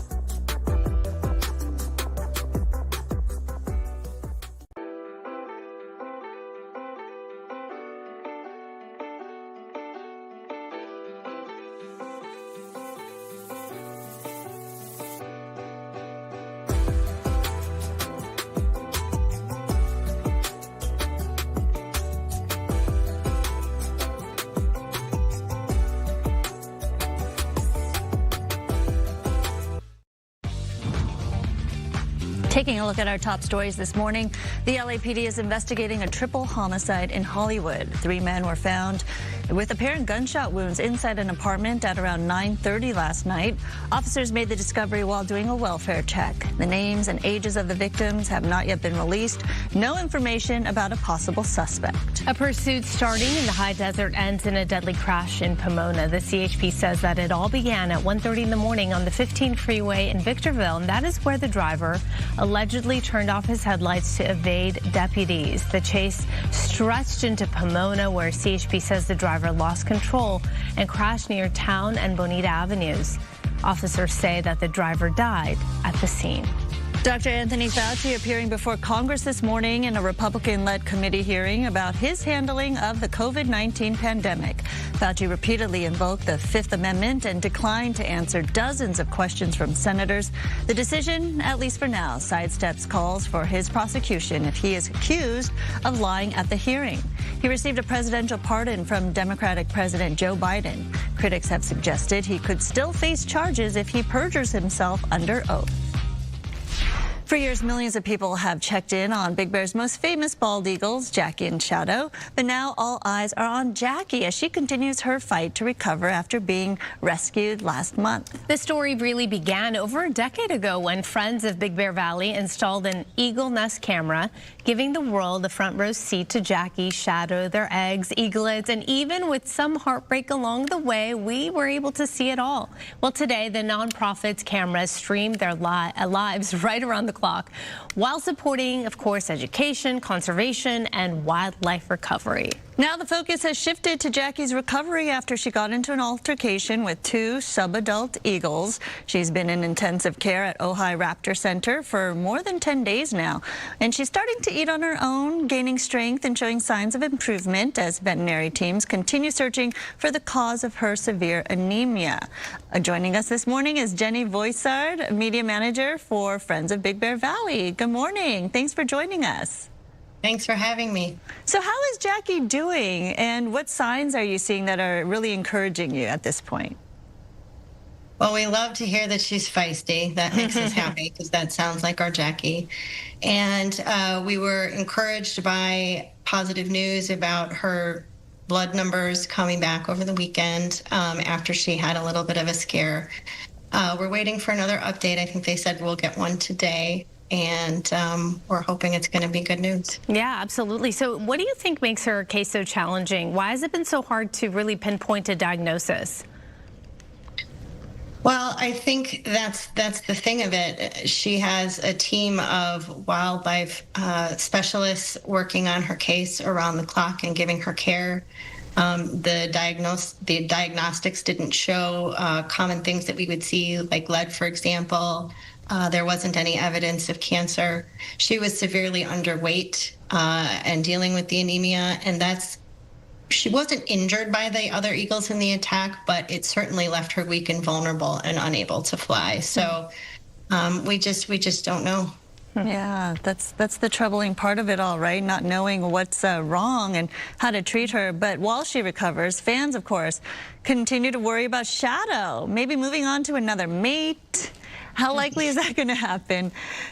Not very likely. That other eagle may be hanging around Shadow a bit, but Shadow hasn't shown any friendliness towards it.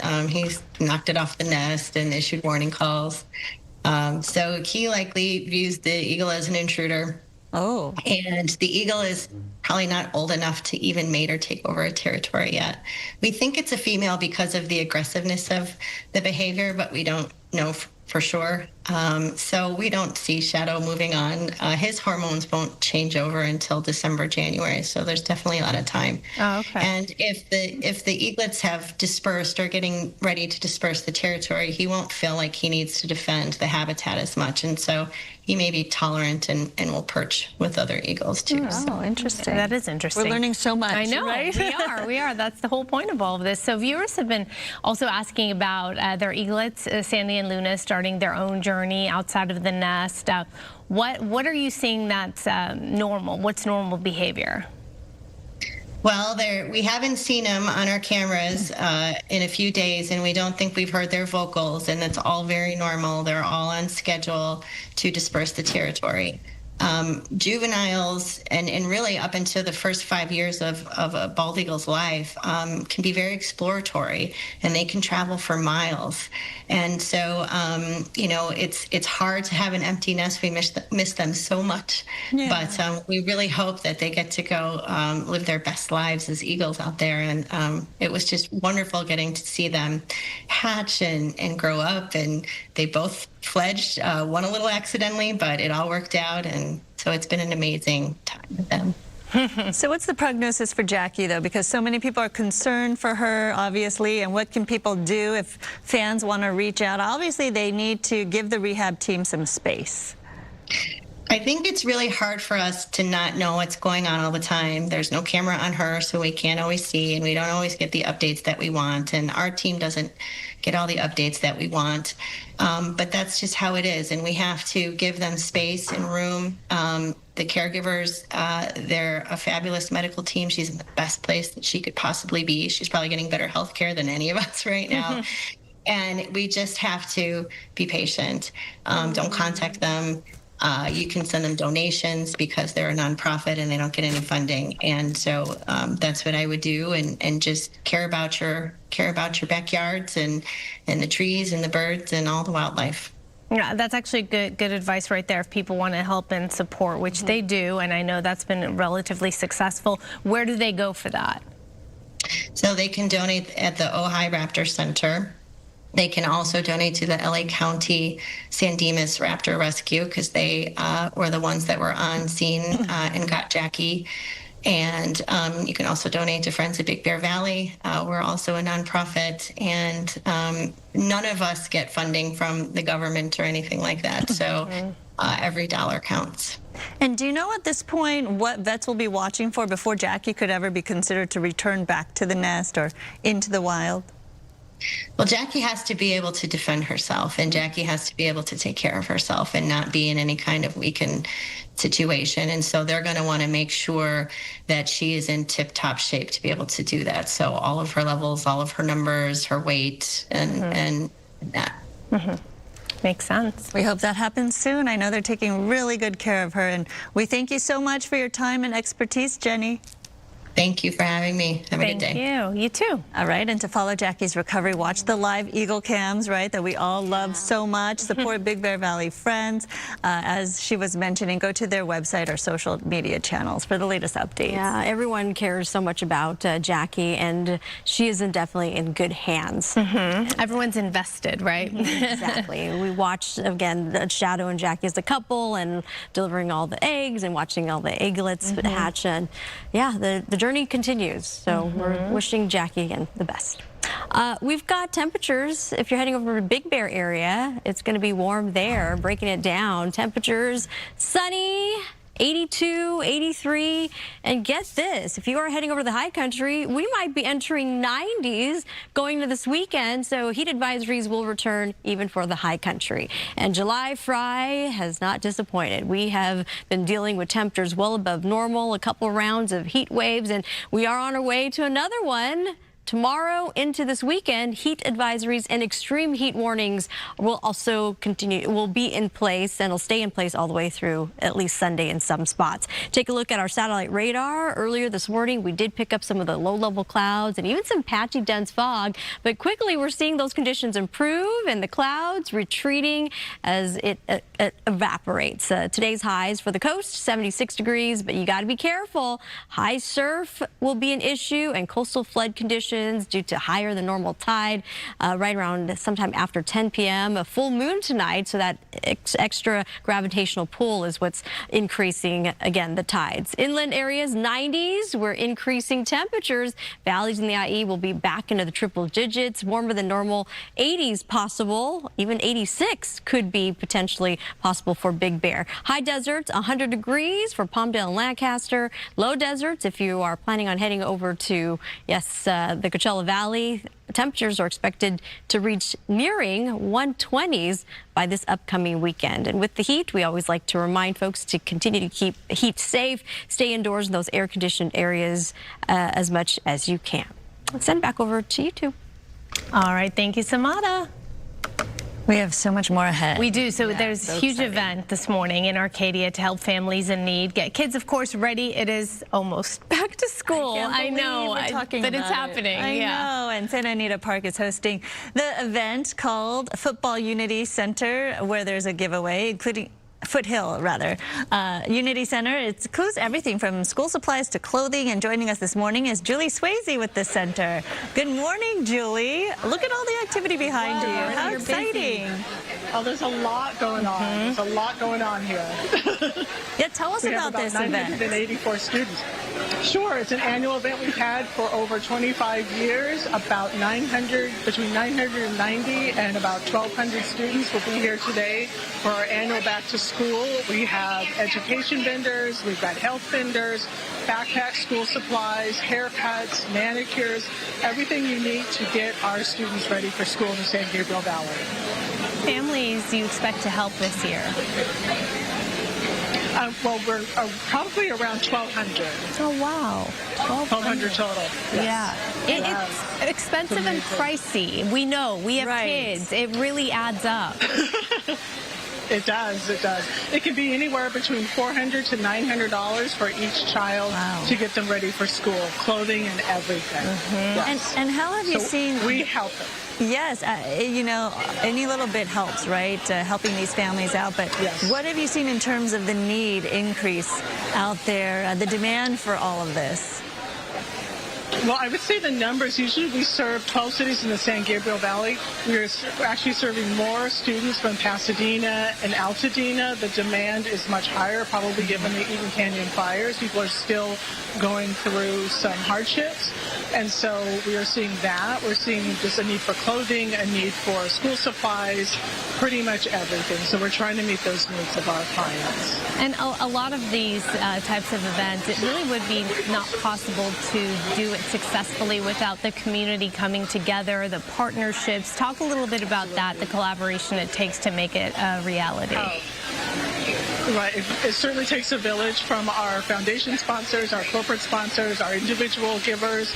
We have fabulous, we've been around 46 years. We have amazing individual donors who support Back to School every year. And you cannot do it alone. This is a very costly event to put on. Our goal is around, it's a little bit over $125,000. I believe we're at $96,000 right now. So we're sort of operating at a little bit of a deficit. So, but it is something that we feel that is so important to support. I love that you're offering haircuts as well as other services and also the supplies. And I know I've been to some of these giveaways where you really have to keep in mind too the age of the child, right? Not everyone gets the same thing. You have to really determine, you know, what's appropriate for each child. Exactly, because we go from pre-K to college. So we have Citrus College here. So, I mean, because college students are in need. As you know, I was the broke college student. So the backpacks for the younger kids are different from backpacks for the older kids, because older kids don't want things that are quite so novel and maybe so Disney themed. So you have to kind of be, everything's age appropriate for our kids. And how does it work? You just come and go around and take whatever catches your eye, or is there a limit? How does this work? Right, there's not a limit. So all of our families are registered. We started registering about 4 months ago because back to school is something that you plan almost 6 months out. Each student has a little passport where they get little stamps. So they visit little stations that are located throughout the Santa Anita track. So you stamp each station, you get your clothing, your socks, your underwear, and the end is the haircuts and manicures. So after that, you're on your way and you're ready for school. So, but you can also, we have USC Arcadia Hospital, we have health vendors, City of Hope. So pretty much all of our partners, are here in the San Gabriel Valley. We couldn't be more grateful. And you're at full capacity, right? No walk-ins available. Well, oh no, see, after every, that's actually not true. So there always are people who cannot make it right now, or people who will show up. So after 2 o'clock, whatever we have left, if you're not registered, you can come. And so, because we don't want to pack it up. We want to give everything away. That is fantastic. All right, so after 2, make sure to check back in with you and the event to make sure walk-ins can be accommodated. That is so fantastic. I love that. Yeah, we're very grateful.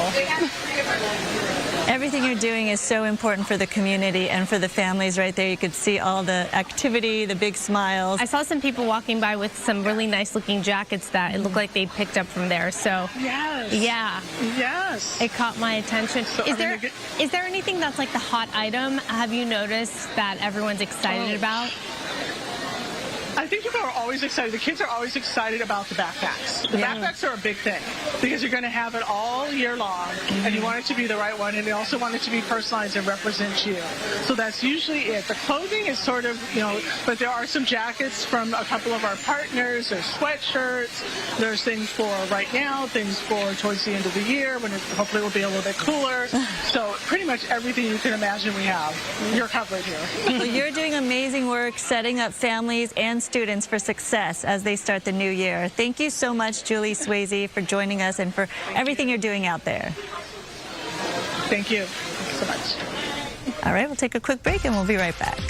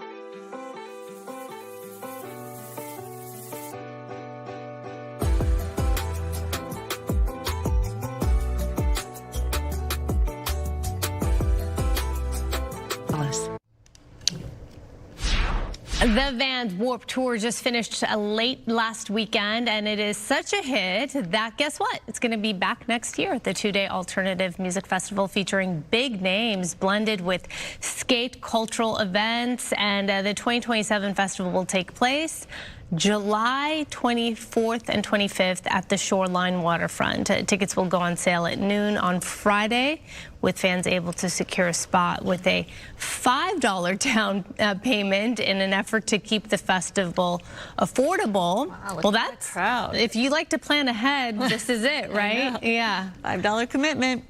All right, the Kilauea volcano putting on quite a show on the Big Island of Hawaii. It started spewing lava yesterday from its north vent, with the plume reaching 500 feet high at some points. The volcano has been erupting sporadically since December of 2024 and is one of the most active volcanoes in the world. Wow, what a show. Spectacular. Look at that lava fountain.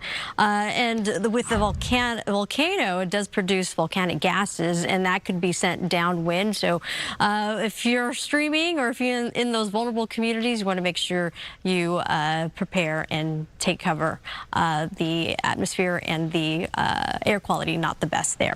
Still hot and humid for us here in Southern California. Inland heat, mostly 90s. We're going to be pushing into the lower hundreds. And eventually another round of heat wave conditions. The heat alerts and extreme heat warnings will be back again beginning tomorrow, and it'll stay in place through the weekend. A lot of people are going to be heading out to the beach, but if you're heading out to the coastline, you want to also be aware of alerts. We have high surf conditions as well as coastal flood advisories that will be in place. Here's the heat and the alert. Extreme heat warnings where temperatures could top out to 110 degrees possible, and this does apply to areas of the Inland Empire communities and inland spots out towards Ventura County and LA County as well. Heat advisories, 80s and 90s, all the way down to the beach is possible. In the upper levels of the atmosphere, we do have this area of high pressure, and that wraparound flow in the atmosphere is continuing to bring in the heat and the humidity as well, especially along the coast. A closer look at our beach hazards. We have large breaking waves, 5 to 8 feet, with sets of up to 9+. You want to make sure, if you are not a strong swimmer, to stay out of the water and check in with the lifeguard. They've been hard at work and there to help you out. And coastal flood is expected due to high tide.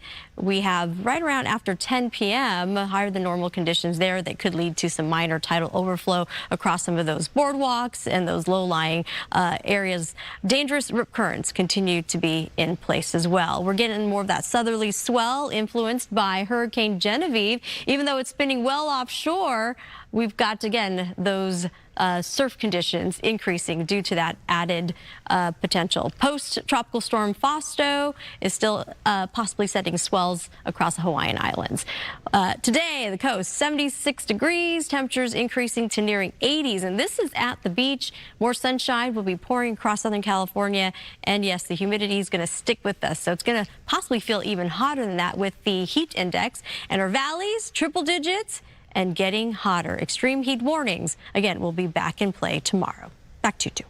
All right, thank you so much, Samada. Speaking of the heat, a warning if you're venturing outdoors, you may have some company. We're talking about rattlesnakes showing up in some unusual places in areas we're not really used to seeing them, and it is because of the high temperatures. We're talking about suburban streets, not just those hiking trails. Gina Silva reports from Camarillo. It's not something you see every day. What appears to be two rattlesnakes lifting their bodies several feet off the ground and swaying back and forth as they face one another. Tony D'Amore was driving to work when he witnessed the wild scene. Yeah, they were like twisting, almost like braiding together, and it was really weird. It happened around 9 Tuesday morning. Tony pulled out his cell phone and captured what experts describe as a combat dance between two male rattlesnakes. They were just in the bike lane of a very busy road. So that was Lynn and Las Brisas where they intersect. If you see a rattlesnake, you don't want to tangle with it. Lee Cantrell with the California Poison Control System says the agency has received about 250 calls involving rattlesnake bites in the first 6 months of this year. 3 people have also died.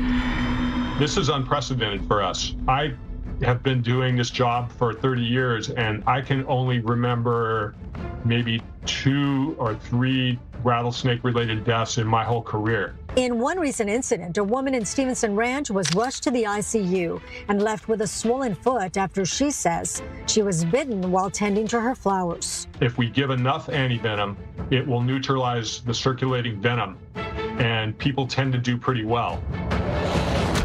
If you run into a snake while hiking, don't panic. Most snakes are harmless. It's the rattlesnakes you need to be cautious around. The only venomous snake we have in California are rattlesnakes, and they have rattles on their tails as a warning. It was unbelievable. For Tony, who captured a rare moment in the wild on a busy Thousand Oaks street, it's something he'll never forget. I expect to see a snake here and there, especially now it's the season. But seeing the 2 of them kind of standing up like cobras, like we don't have cobras, so what's going on? Lee Cantrell says snakes go where the food is, and that's why it's so important to get rid of rodents near your property to keep those snakes away. I'm Gina Silva, Fox 11 News. Just be aware, extra careful. The fashion label Paris Black is once again teaming up with the makers of Uno. Paris Black is known for its all black everything aesthetic. The collab will introduce a new blackout rule card to the Uno deck. This is a wild card, and when it is drawn, you have to slap the deck before the other person, and the slowpoke has to pick up 4 cards. The redesigned deck is priced from $25 to $160. Excuse me? Yeah, Why? I don't know. It comes Is it metal or what? Sizes extra small to XL. What is this, clothing? I am confused. Yes, me too. I know. I do like it though. It's very stylish. Yeah, very hip. Reverse too. On you. All right, we'll be right back.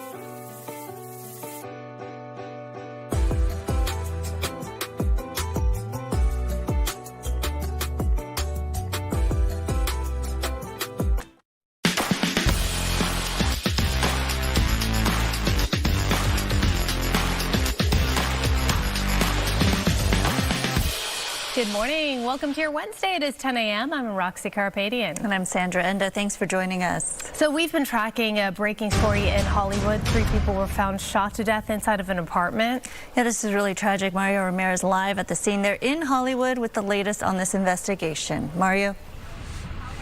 Sandra, Roxia, the bodies were just taken by medical examiner crews after residents say they had been inside that apartment unit for days. Now, you can see where this all happened. The apartment unit we're talking about, you might be able to see some of the crime scene tape.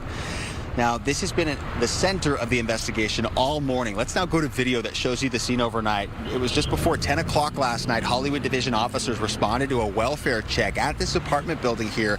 It's on the 1900 block of Wilcox near Franklin and Hollywood. Investigators say a family member of one of the men who lived here requested that welfare check after becoming concerned. Officers obtained a key from the apartment manager. They went inside and found 3 men who were pronounced dead from apparent gunshot wounds, they say. Homicide detectives, crime scene investigators, they were out here all morning. Residents believe the 3 men were inside the apartment for days. Take a listen. I'm guessing it happened Saturday when I was out, because I haven't heard any noise from that apartment since then. It's pretty gross and it's alarming. I know too, but there were a lot of people coming and going all the time. She would let homeless people shower. Police was basically telling me that this was 3 days ago. Shocked. It's a triple homicide, but I'm not that shocked, if that makes sense, because that building, something really bad was bound to happen, considering the time frame, how long I've lived here, and all the things that have occurred. Now, the medical examiner will work to notify next of kin and determine the exact cause of death for those 3 victims who've yet to be officially identified. Police believe this was an isolated incident this morning, telling us there was no threat to the public, but you can imagine the concern as neighbors were just learning about all this. And neighbors tell us LAPD officers were out here at this apartment complex going door to door asking residents about gunfire that was possibly heard. They say nothing came of it and wasn't until late last night because of that welfare check that was requested by a sibling of one of the residents, where they walked in and found those 3 victims. For now, live in Hollywood, I'm Mario Ramirez. We'll send it back to you. All right, Mario, thank you for that update. On to this now. If you're planning on cooling off at the beach today, you may want to stay on the sand. LA County health officials are warning beachgoers to stay out of the water because of elevated bacteria levels. The ocean water warnings are in effect right now for Santa Monica Pier, Santa Monica Beach, near the East Wilshire Storm Drain, Will Rogers State Beach by the Bel Air Bay Club, and Mother's Beach in Marina del Rey. Also, Inner Cabrillo Beach in San Pedro is also on the list. Health officials say the high bacteria levels mean swimming or surfing in those spots could make you sick. Well, federal agents have served a search warrant at a home linked to San Bernardino County Supervisor Kurt Hagman. He was there yesterday. We were there, yesterday as those federal agents were seen carrying away boxes from the home in Chino Hills. Neighbors told us that Kurt Hagman lives at that property. Hagman was first elected county supervisor back in 2014, representing the 4th District. He also serves as vice president of the Ontario International Airport Authority. Authorities say another warrant was served at a home on Monterey Place in Ontario. Few details have been released at this time. The FBI says the warrants were under seal by a court. One of Hagman's neighbors described what he felt as those agents moved in yesterday. It was really shocking to see everybody here today, all the FBI agents and all the sheriffs and stuff like that. Excuse me, sir. Sir, Laura Diaz, Fox 11. As you can hear, Laura, they're trying to speak to the man as he stepped outside of Hagman's home, but he turned around and went back inside. In a statement this morning, a county spokesperson says officials are fully cooperating with the federal probe, but have no further comment at this time. The operators of a cold storage facility that caught fire in Boyle Heights have applied for a permit to rebuild. Lineages, there's a new application to replace the warehouse already to rebuild, and so I know at this The company Lineage says the application is to repair the damage and rebuild portions of the building.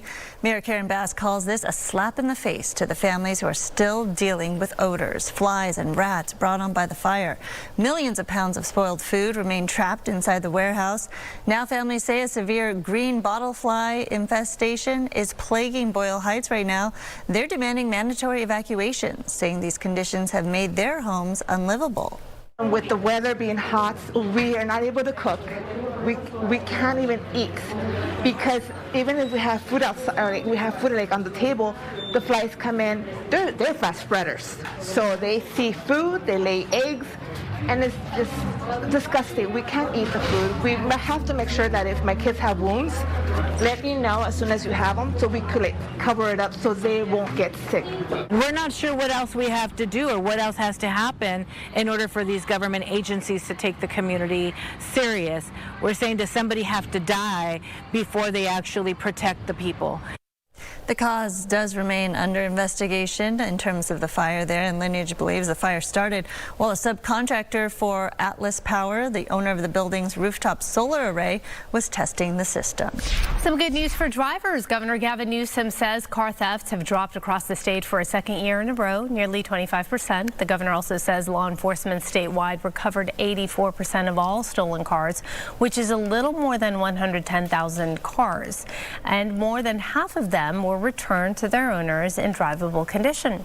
Governor Newsom deployed CHP in 2024 to help local law enforcement fight car theft and expanded their reach last year to make that happen. In a statement, he says in part, Californians should not have to worry about whether their car will still be there when they come back. Crime is down across California and vehicle theft is declining because our law enforcement officers are dismantling theft rings, recovering stolen vehicles, and bringing offenders to justice. Developing this morning, rescue and relief operations are underway in Japan after a 7.1 earthquake struck southwest of the country yesterday. The powerful earthquake hit the Kumamoto area, killing at least 18 people and leaving others injured, trapped, or missing. The shaking split roads, buckled a highway bridge, and caused part of a shopping mall to collapse. It hit yesterday around 4:30 local time in the afternoon there, so a lot of people were out and about enjoying their day. This is video showing shoppers rushing to safety after the powerful earthquake struck the Aeon Mall. You can see merchandise scattered across the floor there. More than 3,000 people were evacuated to a parking lot. We are learning a gas explosion caused the second floor of the mall to collapse, leaving people trapped inside. 3 people do remain missing, while 4 deaths were confirmed at this mall site. About 62 people are injured. About 3,600 military personnel have been mobilized to work alongside police and firefighters as crews search for survivors. Tens of thousands of homes are now without power and running water. Dozens of public facilities have closed as well, with some now serving as temporary evacuation shelters. Bullet train services remain suspended as of this morning, but operations at Kumamoto Airport have resumed. We are also seeing more video from residents in the area. Take a look at this.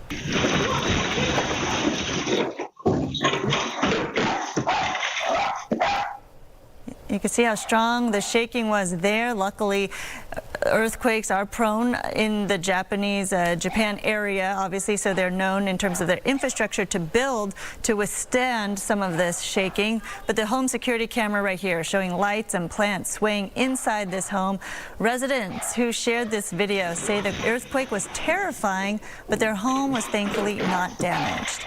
Now, the Prime Minister of Japan will be updating local media about the situation there today, so we should get an update soon. Did you see in that video you were reading, I don't know if you saw, but the people in that apartment or home, they just stayed. They were sitting on the floor. Is there a different protocol as far as? No, again, Japan is prone to earthquakes. They know the drill. They know kind of, okay, whether to withstand the shaking and just see how it settles.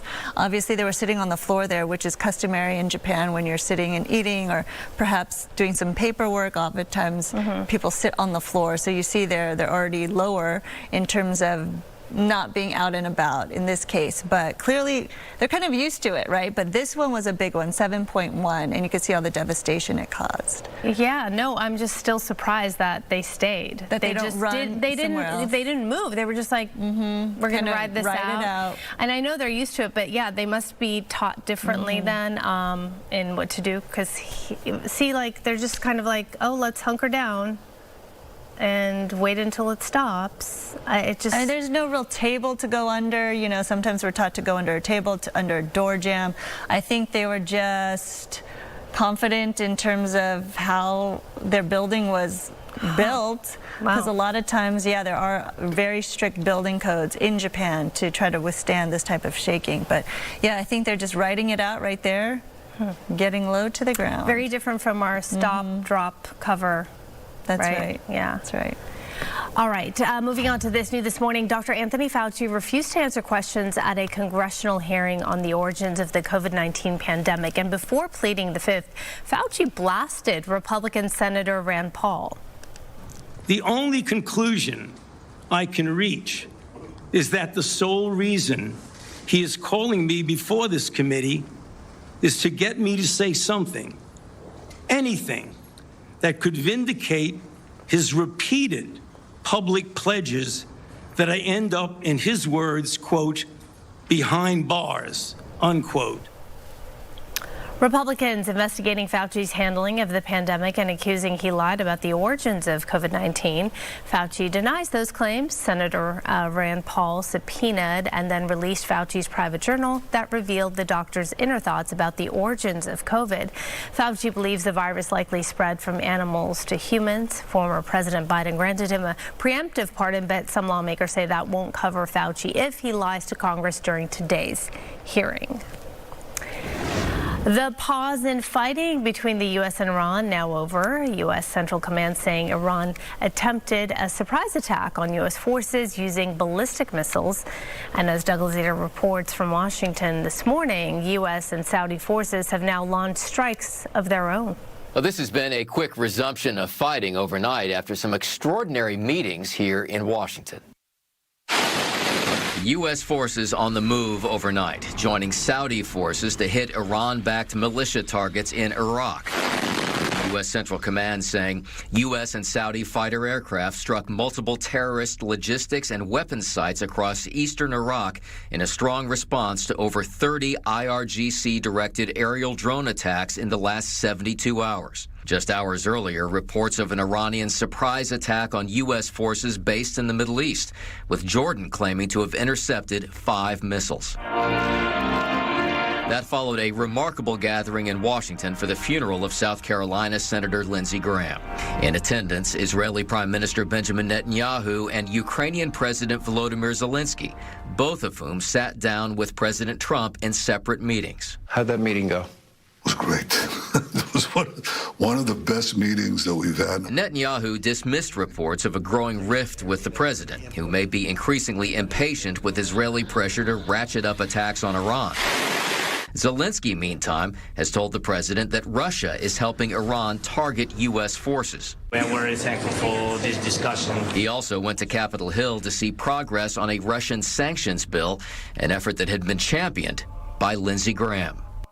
And that bill passed an initial hurdle yesterday, moving forward with a clear bipartisan majority. In Washington, Doug Luzader, Fox News.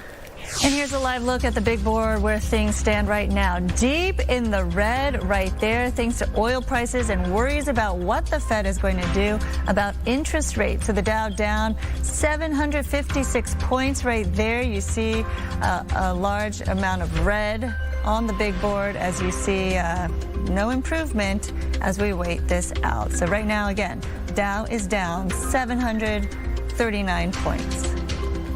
All right, now to a multi-billion-dollar shockwave in the soccer world. It's hitting right at the intersection of sports and high-stakes politics. FIFA's president announcing a plan to create a $20 billion company to run World Cup operations. FIFA, currently a nonprofit organization. The move is drawing international pushback, especially over potential investors. Among them, a firm led by Joshua Kushner. He is the brother of President Trump's son-in-law, Jared Kushner. European soccer officials say the sport is not FIFA's to sell. All right, well, it looks like the U.S. men's national team will keep its leader through the 2030 World Cup. Head coach Mauricio Pochettino is reportedly close to finalizing a deal to finish what he started. A 4-year extension for the Argentine manager shows the faith the squad has in him, leading them to success even after that disastrous match against Belgium, getting knocked out in the round of 16. The U.S. did score more goals than any previous tournament and got its first knockout win in 24 years. The financial details is still under wraps, so we'll see how much he can make in a 4-year deal. Are you surprised that they're keeping him? No, I'm not surprised they want him. I'm surprised he wants to stay. Oh, really? Because he has other options in Europe, obviously. That's where he used to coach before. But clearly, unfinished business, right, Samara? Yeah. All right. I'm sure we will be monitoring that very closely. And we're monitoring this. Oh, look at that. One of our cruise ships just hanging out at sea, where right now waves are calm out there, but the wave conditions are going to increase as high surf conditions and coastal flood advisories will be a part of the conditions at the coast. Right now, we are looking at the satellite radar. Earlier, we were picking up some low-level clouds and even some patchy fog, but all that has retreated as those clouds evaporate. We're making way now for a lot more sunshine, and temperatures heating up pretty quickly. 76 degrees currently in Pasadena, 74 in Corona, and in Huntington Beach, mid-70s as well. And you add the humidity, the feel-like temperature is going to feel a little hotter. Mid-70s, as I just mentioned, for the beach, perhaps 90s for inland areas, valleys in the IE. Triple-digit temperatures are going to make another return. But as I mentioned, the high surf, we're looking at 5 to 8 feet. So please be mindful when you're heading out to the beach. Swim next to a lifeguard, but if you're not a strong swimmer, stay out of the water. Mountain areas, 86 degrees, and we're warming up there as well. High deserts, Apple, Lucerne Valley, triple-digit temperatures. 112 today for Palm Springs, but we're looking at the potential flirting with 120s for Palm Springs coming up this weekend. Extreme heat warnings and, as I mentioned, heat advisories will be back in play beginning as early as tomorrow and stay in place all the way through the weekend. So you want to be careful no matter where you're traveling. And speaking of traveling, good delayed traffic is brought to you by My Home Sold. We do have this SIG alert. We're going to take you out to the Moore Park area in Ventura County. You can see the delays, the backup impacting both lanes due to a trailer that lost its boat eastbound 118 at Princeton Avenue, and that those delays will be in place until further notice. So if that's part of your commute, you want to make sure you give yourself extra time. Westbound 10 from the 5 headed towards Santa Monica as expected. Tough drive there, 30 minutes, 19 minutes northbound 110 from the 405. And here's a live Caltrans camera look, the 10, both directions at Villa Verde Street through Covina, looking good. Here's a look at some other traffic hotspots. Hi, I'm Adrian with My Home Sold, and we want to buy your house. We buy any house in any condition. No commissions, no closing costs, and no repairs. Go to myhomesold.com for a free same-day cash offer. That's myhomesold.com.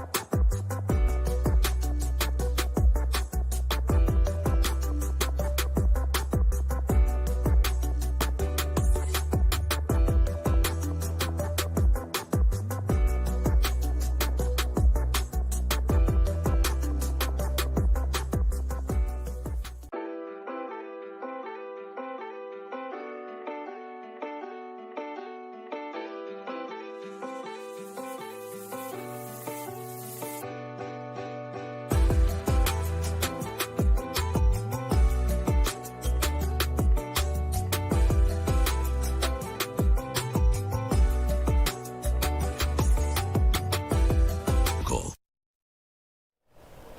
Welcome back. Food insecurity affects families in every corner of LA County, and one organization has spent decades making sure millions of meals reach the people who need it the most. There's Bob, there's Amanda, working hard. Okay, let's go to them right now. This is all part of our America 250 Volunteer and Giving Day. Are we arguing? Hi there, Bob. Can you hear me? Yeah. You can hear me. Look at these potatoes. Show me your guns, they're huge. Amanda. Show me your guns. Wow, Amanda, look at the flex. There's Coco. Oh yes, so the Fox team is hard at work here. Here they are behind me here. Let's go, Fox LA. Hey, over on this side, let's give a shout out to Northern Trust. There they are on that side. Big volunteer here day at the LA Regional Food Bank. Amazing stuff that they do here. So you know all these familiar faces. You know her. Let's go look over here. We got Crystal over here. Oh, there's Bella over there. Oh, who's over this side? Get to work, Glenn Walker. This is not KTLA anymore. You gotta work. Oh, we've got Amanda over here. Joya, Haley, oh, there's Marla over there too. Yeah, so the Fox LA team here all out in full force throughout the day today for the LA Regional Food Bank for a volunteer day. This is one of those opportunities to show you ways that you can help. Really easy to help. Just get your team. It's a great team building exercise, and it's a really good way to get out here and help people who really need it most. All right, Michael Flood here's with the LA Regional Food Bank to tell us a little bit more about what's happening here today. We're saying, like, this is so easy because every little bit helps, right? Yeah. You really rely on these volunteers to get the work done. We do. I mean, we're open 6 days a week, either sorting food or also out in the field distributing food, working with our partner agencies, which also need volunteers. So this is a daily type of thing. And I'm always struck when I come here to the food bank, like all the stuff that you send out to people that need it. I mean, this is like fresh stuff. This is real potatoes that people are getting here. We see carrots on the other side, but this is nutritional meals that people get out there every single day. Well, we're all buying groceries. We know how expensive fresh produce is in the store, right? And other food items. So, you know, providing this type of food, fresh produce is our #1 food category, kind of by design, both because it's nutritious, it's expensive. People who are just trying to stretch their budgets, unfortunately, aren't necessarily buying produce. It goes without saying, because we hear the stories over and over again of people who can't afford because of how expensive things down at the grocery stores. CalFresh, people have eliminated CalFresh for a lot of people too. So we even saw a food distribution pop-up once, and you said, you know, it's open to the public, and you had to shut it down early because the line was just way too long, and the need was was much bigger than you thought it would be. Yeah, you know, this year our distribution for the LA Regional Food Bank and the 600 agencies we serve is as high as last year, which is for us like, well, last year was the wildfires, and that was a huge push up, right, in terms of people seeking help, seeking assistance. So it just gives you a sense of what many families, seniors, and others are experiencing throughout LA County. And really quickly, your website for any groups out there, any people who want to come help? Yeah, lafoodbank.org, and volunteers, yes, absolutely. We'd love to have them. Volunteers, and I always say dollars because $1 equals 5 pounds as well. The LA Regional Food Bank really knows how to stretch that dollar to make sure that they're getting as much out there as possible. Michael, thank you. We have plenty of time to talk all day today. Let's go over here. Oh, I miss Christina Vine. How are we doing this morning? Good morning. What a wonderful way to spend the day. You're getting your workout? These are heavy. I am. Yes. What does it mean to you to be part of the team here, to, like, you know, wake up early a little for your shift to do this with us here? You know, it's very emotional for me because I know people who wait in these lines for the food bank, and it really hits close to home, and I'm just so glad that the company is doing something where we can show up, and it's so easy, and to hear that anybody can volunteer Tuesday through Saturdays is really wonderful to know, and to see all these people who want to help out, who want to be a part of something. You know? I feel like we need to do this more often. I got to see you more often, man. Yeah. Bobby and I have known each other from working the streets of New York as reporters. That's right. Working the streets of New York as reporters. That's right. But I was so we known it for a long time, but you're morning, I'm daytime. Yeah. I saw you the first day I came to work. Haven't seen him since. Well, it's good to see you side by side here and doing something. Want to see some skill? Something that's actually meaningful. Want to see some skill? Yeah, go ahead. Show Show you time off. Yeah, okay, this is That's skill. You know what? He made it really fancy, but all you really need to do is just tie the top. Just tie the top. All right. Thank you. Let's go over here. Armando, come over here. Come over here really quickly. I'm gonna bring it back to you. This is my little table over here. This is like I'm done with my box, and then it became my box. Thank you. How are we doing here, Anaya? Hi, doing well. I keep thinking I'm making these too heavy. They're like 20 pounds. And Sasha, your box is almost done. I'm doing good. We're doing good. Yeah, there you go. Feeding LA. Two words from our fearless leader. We are doing good. Doing good. Potato, potato. Potato, potato. Yeah. Okay. There you have it. So we're going to be out here all morning long, and we'll check in with you in the 11 o'clock hour. So lots to do here. Lots of potatoes. As the boxes get emptied and put on the conveyor belt, there are more and more boxes to go. So we're feeding people out here at the LA Regional Food Bank and Fox LA and Good Day LA. Those potatoes are really pretty. And no surprise, Bob's a slacker. Look at his box, completely full. He's working. Bob, your box is full. Get to work. He gives it to Amanda. Get to work. Yeah, he's giving it to all the girls. Typical.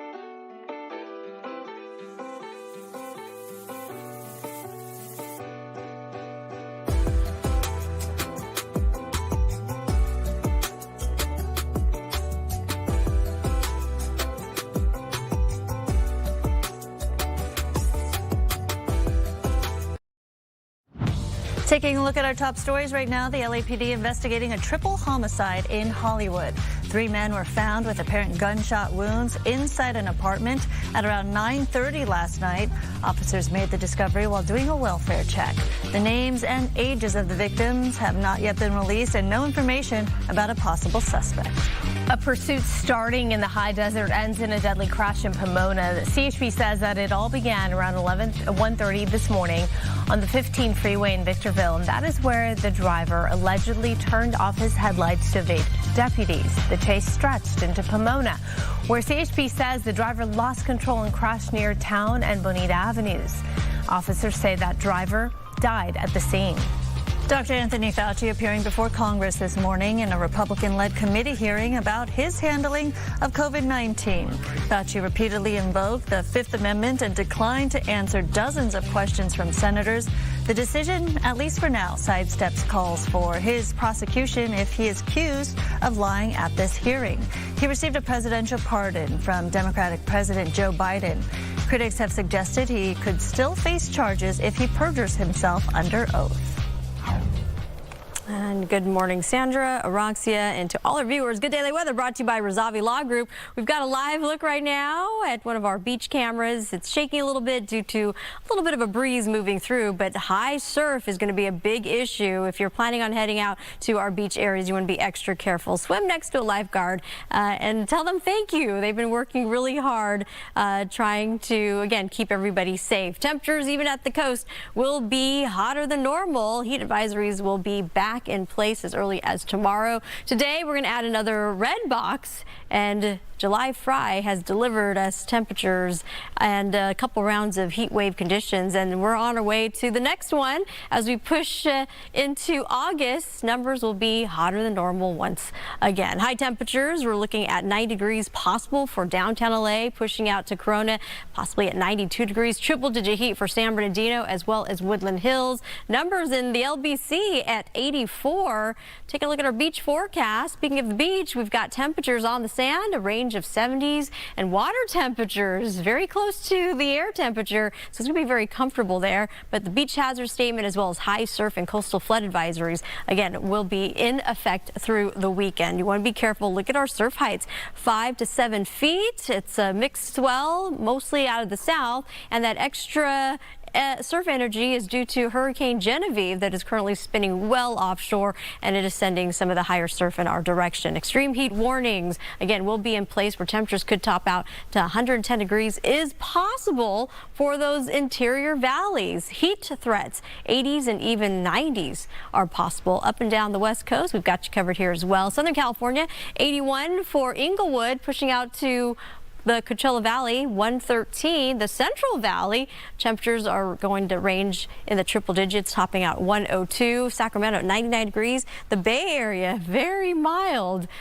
this time of year. 109 in Vegas if you're traveling there, and the monsoon moisture producing some storms in that area.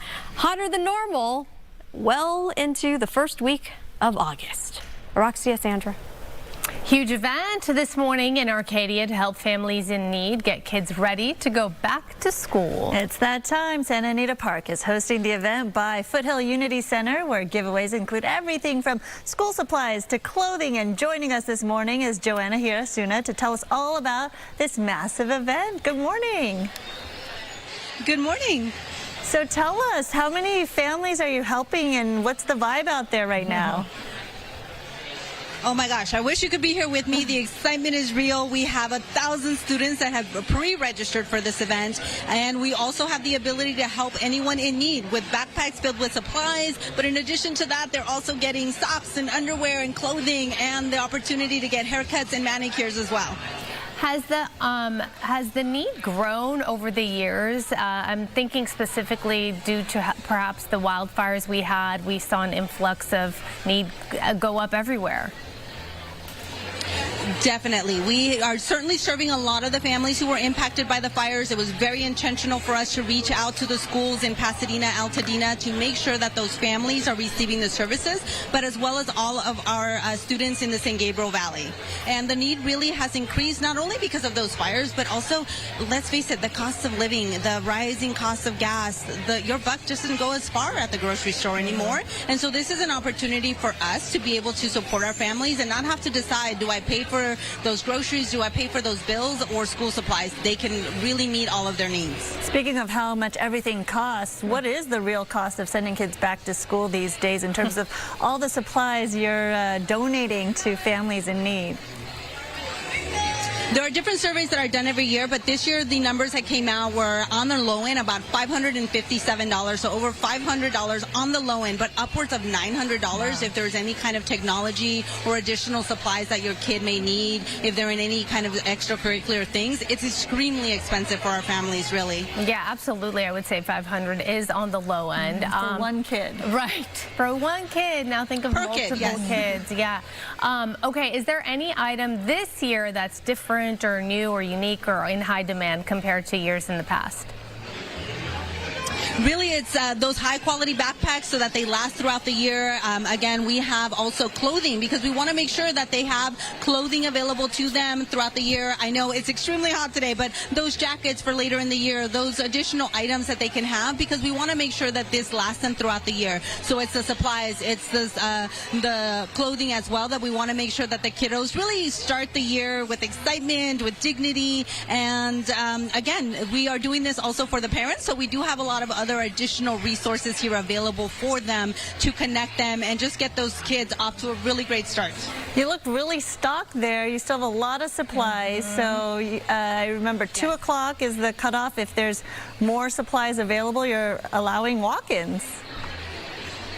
We are definitely allowing walk-ins because we know that others may have not gotten the opportunity, and so if they want to come in at the last hour of the day, we will be making sure to help them out as well. And again, we are here at Foothill Unity Center to help out for school, but also throughout the year. We are a food pantry at heart, and we also do many other services for our community. We are here for them, whatever and whenever the need may come. Such great work you're doing, Joanna Hirasuna. Thank you so much for joining us. Thank you. Thank you. All right, developing this morning, Oscar-winning actor and musician Jared Leto is denying new sexual allegations and misconduct allegations detailed in a BBC documentary. The documentary features accounts from 10 women, including 4 who allege criminal sexual conduct dating back to when they were teenagers. One of the women accuses the 54-year-old of assaulting her in a motel bathroom when she was 17. Another claims Leto threatened her with sexual assault when she was 19.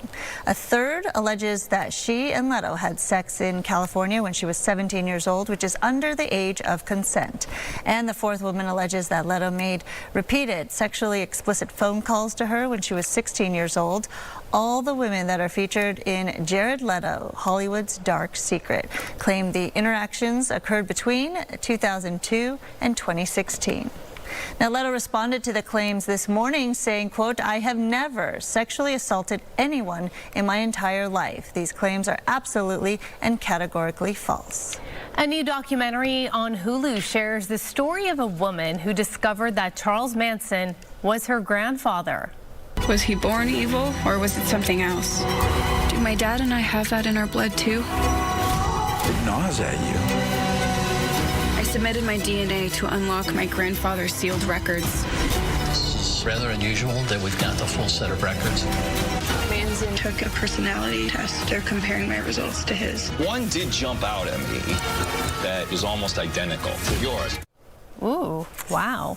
Yeah. Sophia Maddox went on a painful journey to learn more about the dark path of her grandfather's life. Her grandfather bears a striking resemblance to Manson, and as Sophia uncovered new details about her family history, it put a real strain on their relationship.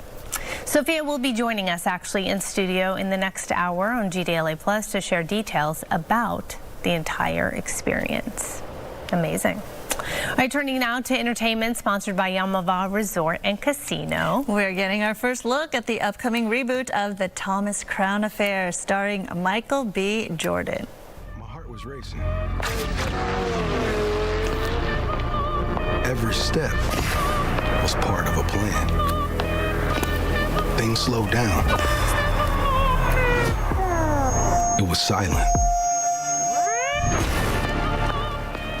Jordan is not only the star, he's also the director. The Thomas Crown Affair hits theaters in 2027. I was reading Rene Russo's memorable line, if you've seen the movie, "You're not boring, I'll give you that." That was just completely made up on the spot. That wasn't even part of the original script. Yeah. That was a great movie. I love Pierce Brosnan, though, but Rene Russo, yeah, I mean, she was stunning. She was captivating in that. It's always like that, though. I feel like on the spot lines that happen, oftentimes they become the most famous things you remember from a movie, right? Because they're in the moment. Yeah, you're going with the feel of it all. Okay, there's this. 36 years after the original, a new Home Alone movie may be in the works. You guys give up, or you're thirsty for more? According to TMZ, Macaulay Culkin recently met with Disney executives to pitch his own Home Alone project, and TMZ says they loved it. Culkin starred in that first film when he was 9. Previously, he talked about a reboot, explaining his character Kevin could be a single dad whose son locks him out of the house and sets traps so he can't get back in. Oh, what a classic. Love that movie. It's one of our favorites for the holidays, for sure. On repeat, that's for sure, in our house. All right, now for a check on our poll this morning. We asked you, when you're out and about and you see a celebrity in person, do you approach them directly? Or do you sneak a picture, try to be sneaky, or do you just kind of leave them alone? Looks like it's tied. 41% of you approach directly and 41% of you just leave them alone. All right, we have Angie from Moreno Valley writing in saying, I'd probably walk the other way. I've learned it's better to love celebrities for their work than risk ruining the magic by meeting them. Sometimes true. Depends on the celebrity. That's right. Louise from Harbor City says, my family and I spotted Araxia at the Target in Torrance. My 9-year-old at the time wanted to ask her for a photo, but we noticed she was in a rush. That sounds right and accurate, and decided not to bother her. Even my 9-year-old knew who she is. Oh my gosh, that's so sweet. I wish you had said hi. I feel bad now. First of all, 2 things. I'm always in a rush. That's right. And number 2, even if I'm not in a rush, I behave like I am. Like, everyone always says, where are you going? Because I'm walking with intention, in a hurry. That's just how I operate. So next time, say hi. I always feel bad when that happens. You meet people and then later they send you a message like, oh, we saw you, but we left you alone. I know. I'm like, no, it's okay. Say hello. Well, thank you. Yeah, thanks for your comments. Keep sending them. We'll take a break. We'll be right back.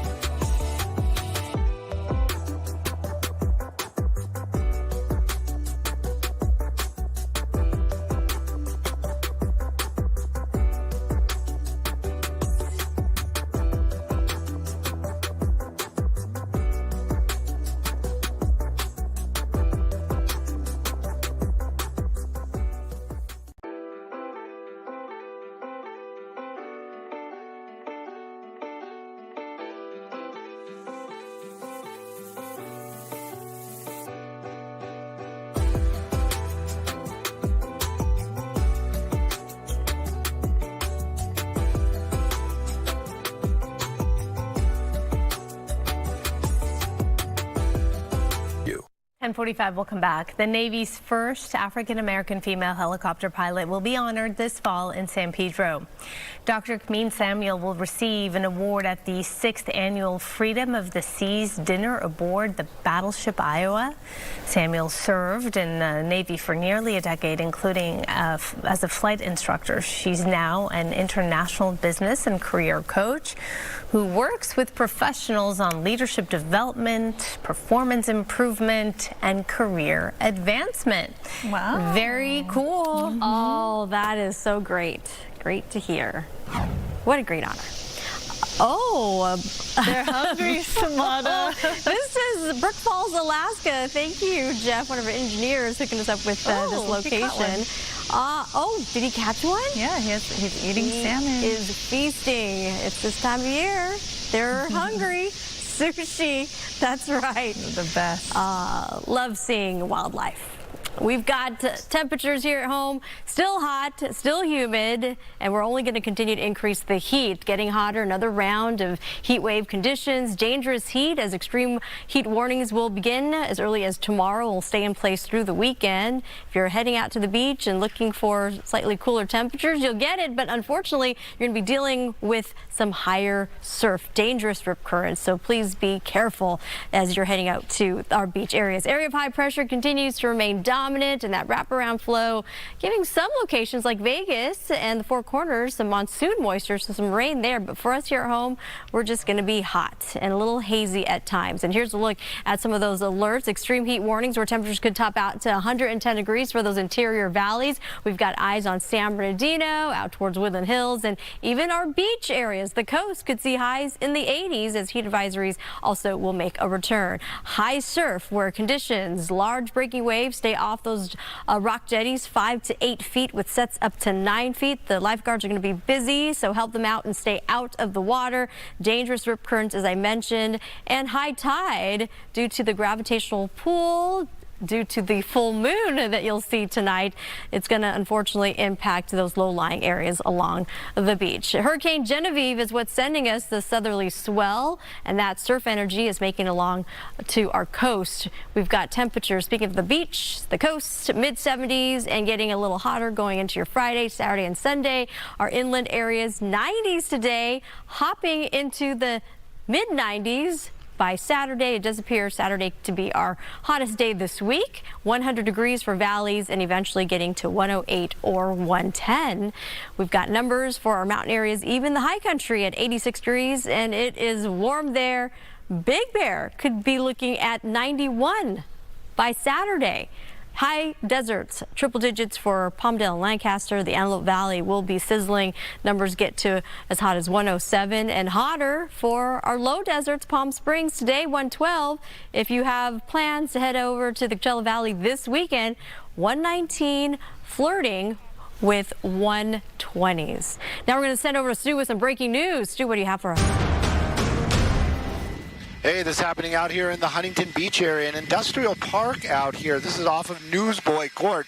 Now, this seems to be a very serious type of situation. Accidental mixture of chemicals at a facility out here, creating a hazmat situation. You can see that's going to be Huntington Beach Fire Department that is down there and their specialized hazmat teams. The area that they're talking about, I believe, is going to be right there, that TS Conductor building. Now, they have done some evacuations out here, and apparently this is one of the 55-gallon drums, but I don't think it's anyone that we're seeing outside.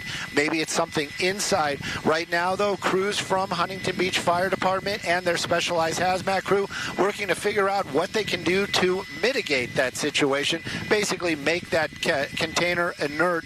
Right now, you have a little bit of an evacuation, a large presence of firefighters and other fire authorities from local fire departments helping out. As far as we know, no injuries to firefighters, no injuries to civilians, but definitely a hazmat situation out here with some street closures. Basically, Argosa Avenue is going to be closed in front of that facility. I'm Stu up in Skyvox, sending it back to y'all in the studio. For the last few weeks of what's left of summer break, let kids be bored. That is what one parenting expert recommends. Many parents, of course, feel pressure to keep their kids busy every minute of the day. But a little boredom may actually be exactly what your kid needs. Parents often scramble to fill the summer calendar with camps, activities, and screen time. But parenting coach Danielle Lindner says slowing things down can actually be good for kids. So a lot of parents are worried about summer boredom, and I say summer boredom is one of the greatest gifts you can ever give your kids, because summer boredom breeds creativity and ingenuity, and they don't have to be programmed 100 times, with 100 things all day long. So if you think about when we were kids, there wasn't always these big fancy camps, and not everybody went to a big fancy camp, or not everybody had swim team and all these things, or joined a pool. We had, okay, you're free. You can take your bike and go wherever and play in the forest with your friends. Lindner says those unstructured moments are where imagination takes over. Instead of planning every hour, she encourages parents to let kids come up with their own fun. We made a tree house. We created things. We created stories.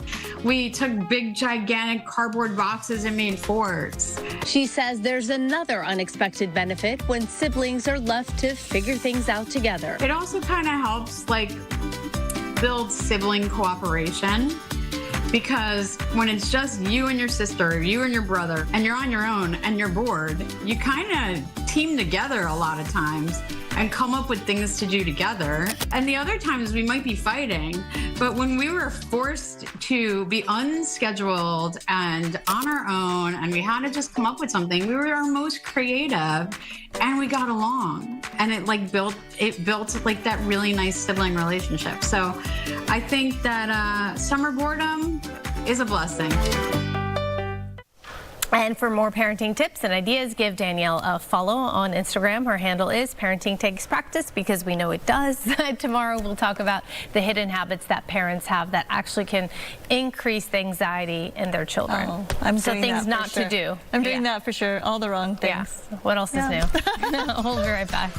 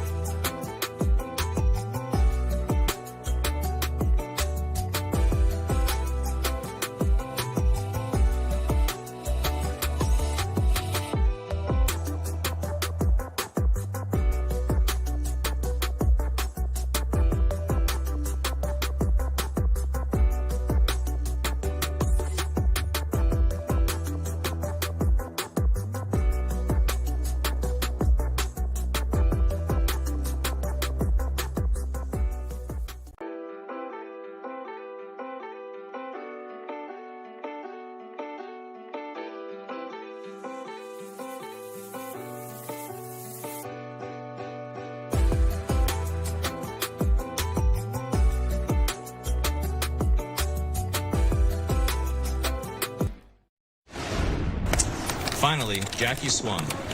The ball arched, then rolled towards third. It was an easy out. Still, the crowd cheered. The Dodgers ended up winning that game 4-3, but Jackie was disappointed. He wanted to play better. I love those books, by the way. Those are great. good ones. All right, that is the Dodgers' Tommy Edmond reading a story about Jackie Robinson to a group of kids. Look at that. Edmond took part in a special Storytime event as part of the 10th annual LA Reads program. It took place at Lincoln Park Dodgers Dream Fields. The event is meant to inspire, of course, for the kids to get that love of learning going and reading. Love that. All right, a special Shohei Ohtani baseball card could make someone $10 million richer. Grade 10, a top trading card company, announced it's offering a massive payout for finding Ohtani's one-of-a-kind back-to-back dual gold Logo Man card. It's hidden in a 2026 Topps Chrome baseball pack. It features 2 patches, 2 signatures, and celebrates his MVP seasons. If you uncover it, Grade 10 says contact them directly on Instagram and you'll be rich. Nice. We'll be right back.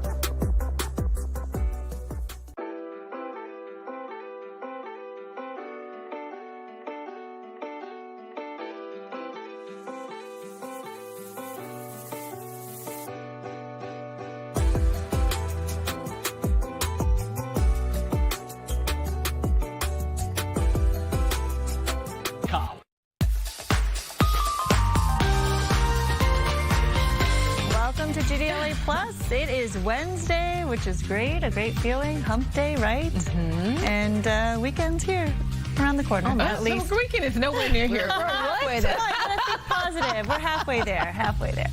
All right, we're going to start with a packed show. Ari Spears is back. The hilarious comedian has a show this week in Ventura and is stopping by to chat with us.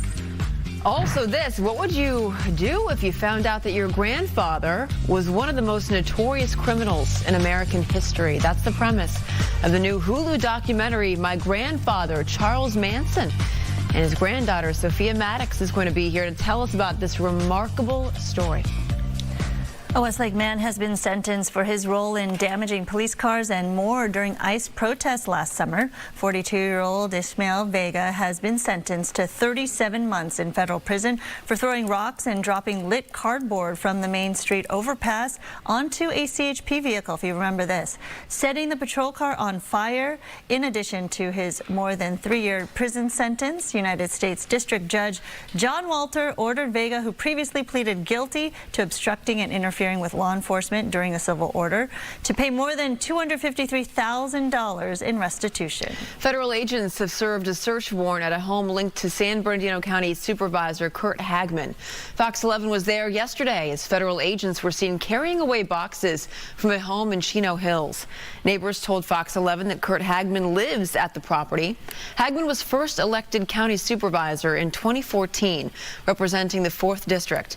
He also serves as vice president of the Ontario International Airport Authority.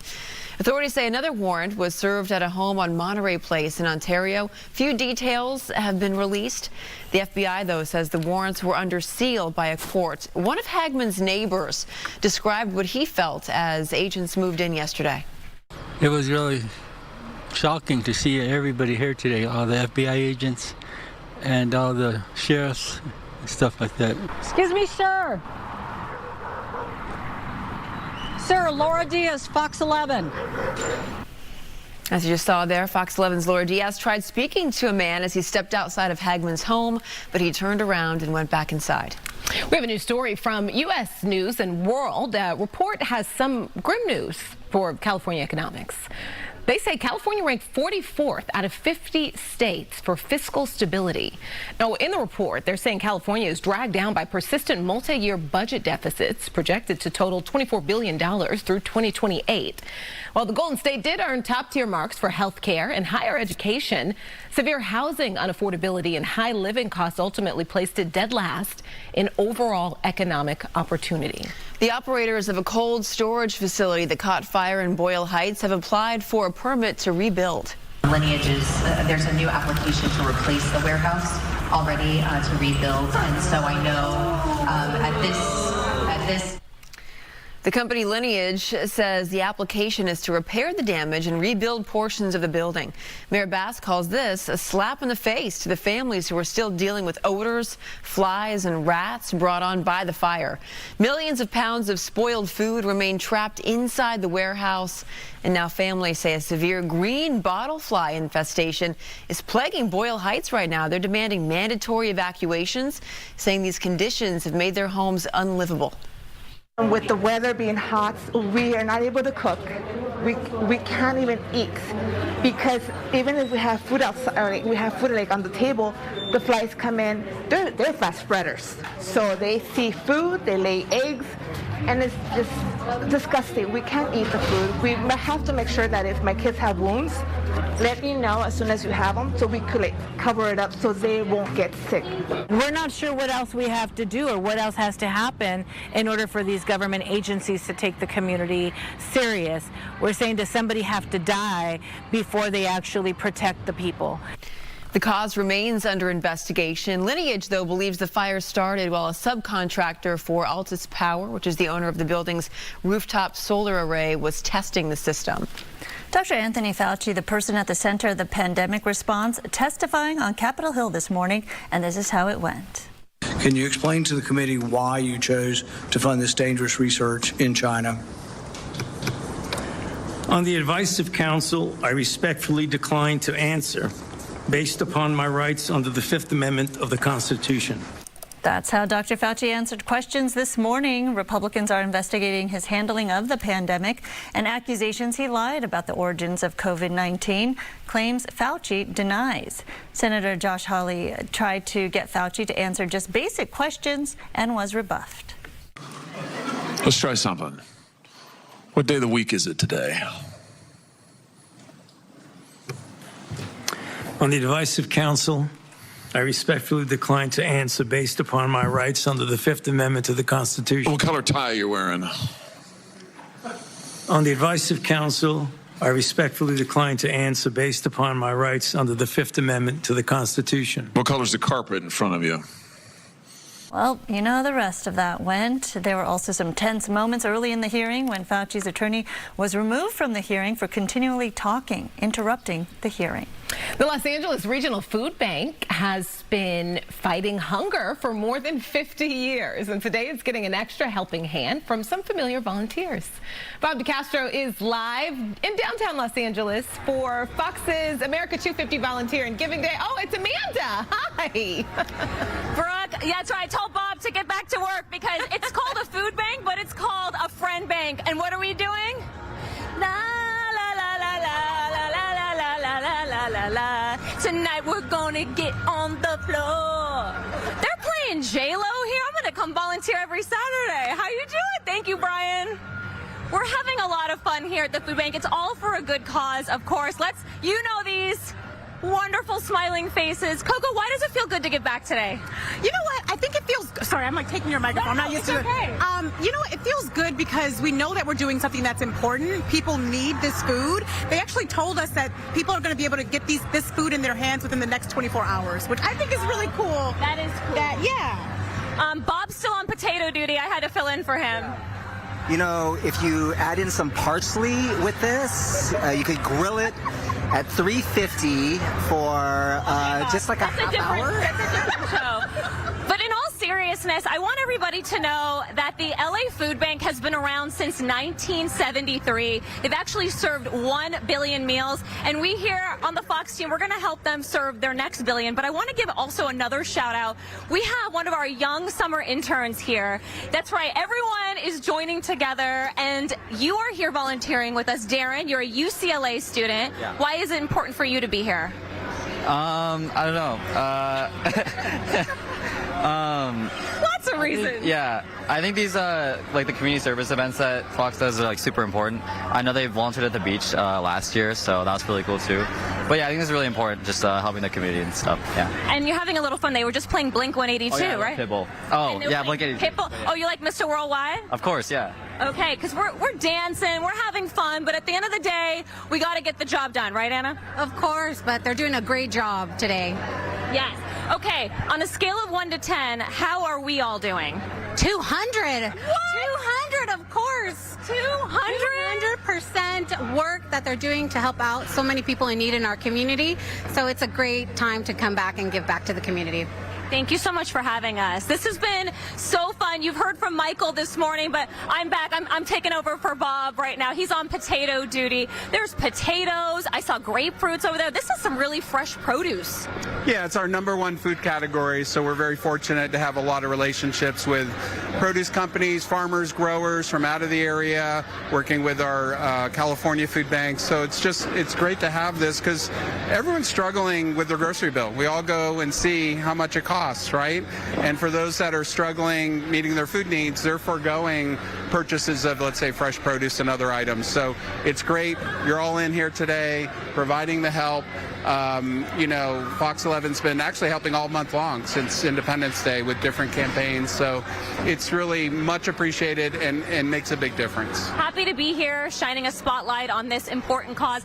I did not know how fun it would be. This is actually a really good idea for friends to get together. They can all have their little table here, put produce in the bags. You guys played top 40 music, which was cool. Yeah, you know, Anna came up with celebrate your birthday at the food bank. So that's a very popular thing. Okay. So that's something we've had for years, right, Anna? Yeah. Yes, we've had celebrate your birthday at the food bank. So just a great way to come together and help your community need and also celebrate your birthday.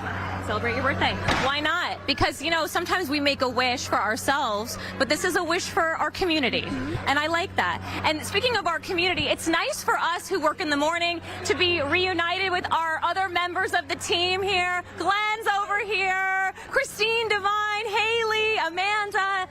You guys have been not even taking a break. You're not slowing down. You're doing amazing. Thank you so much. It's been so fun. Yes. I mean, how many potatoes do you think you have bagged today, Christine?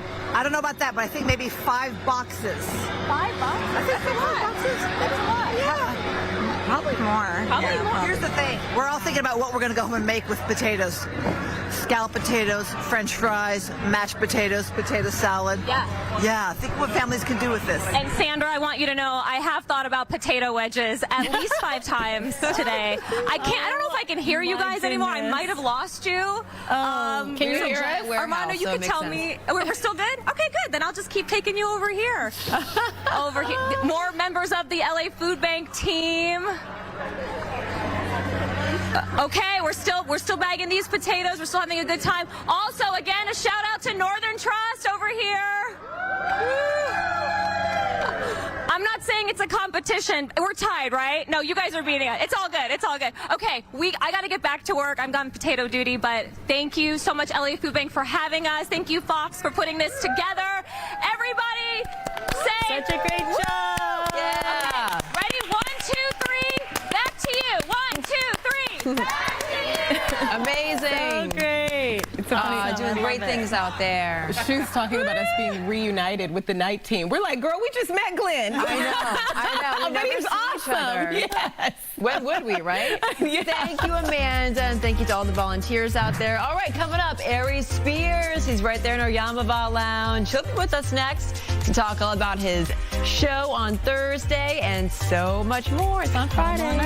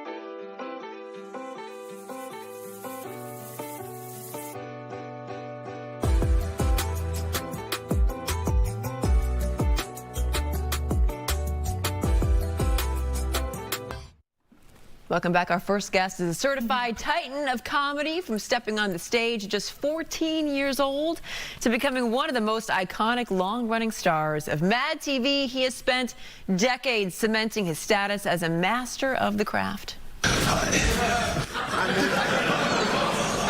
at the pants on this. Go ahead and go to the bathroom, DeBarge. when it feels like the world is on your shoulders and all of the madness has got you going crazy. When it feels like the world is on your shoulders. Next time, put some your wall.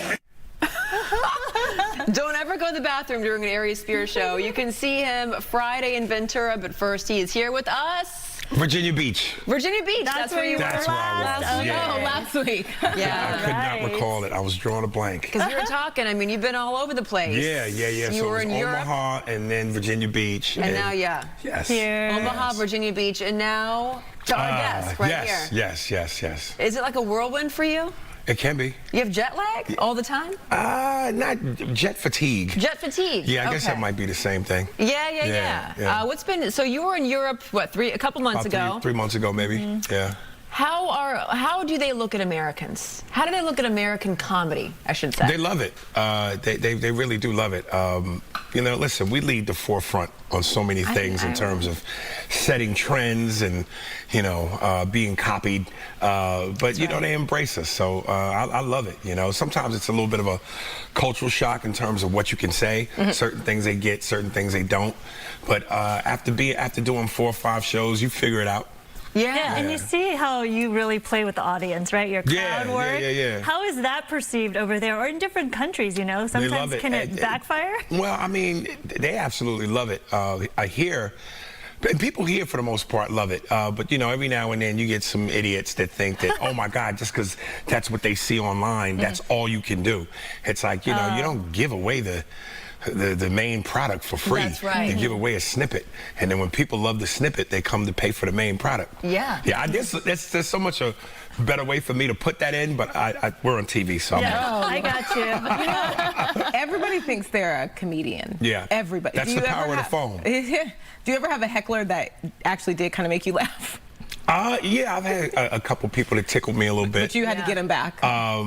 Yeah, you know, I try to be the master of my domain. So, you know, based on what you see me do on the clips, you kind of know what you're getting when you come to my show. Yeah, so that's right. You act accordingly. How do you avoid being the center of your attention? Like, just don't get up and go to the bathroom. Right, don't wear nothing crazy. Okay. Be careful with how much liquor you consume. Okay. Because that sometimes brings out the animal in you, which is going to bring out the beast in me. Okay. How about eye contact? Should people not make eye contact? No. It's not that serious. And, you know, for the most part, again, people love it. And when they see what you do online, that's part of the allure for them to want to come see you. And they go, I hope he picks on me. So, you know, it's all tongue in cheek. Now, let me ask you something. If you were to do some crowd work on this desk right now. Oh, no, I don't want it. What would you do? I would never cross a line that I wouldn't want to come back from. Good answer. Yeah. That's a good answer. When a king is among queens, he acts accordingly. Oh, there you go. Nah, I'm good. I'm a spectator right now. I love it. Have you ever been on stage at a city where you've gotten the cities mixed up? Because I've heard that from a lot of comedians before, where it's like you do so much traveling and you don't know which city you're in or what plane you're on. That might have happened to me once or twice. Yeah? But I always caught myself and was like, yo, what's up, D? So I've always caught myself before the foul. It's like not that serious either. I mean, do people get mad?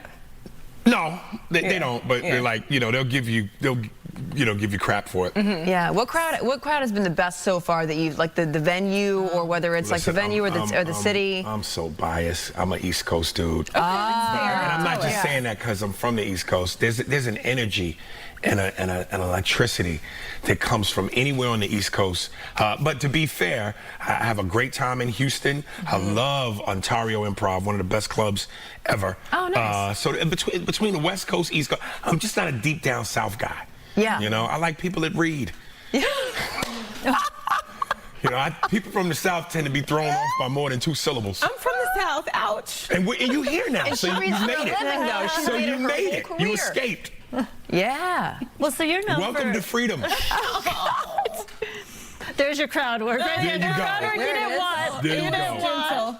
Right there. But you're known more for your impersonations, right? And well, something that people really like. Yeah. But I try not to. I don't ever want to be a one-trick pony. Yeah, so I exactly. take pride in having other facets to my abilities. How long does it take you though to like master an impression? Either I got it or I don't.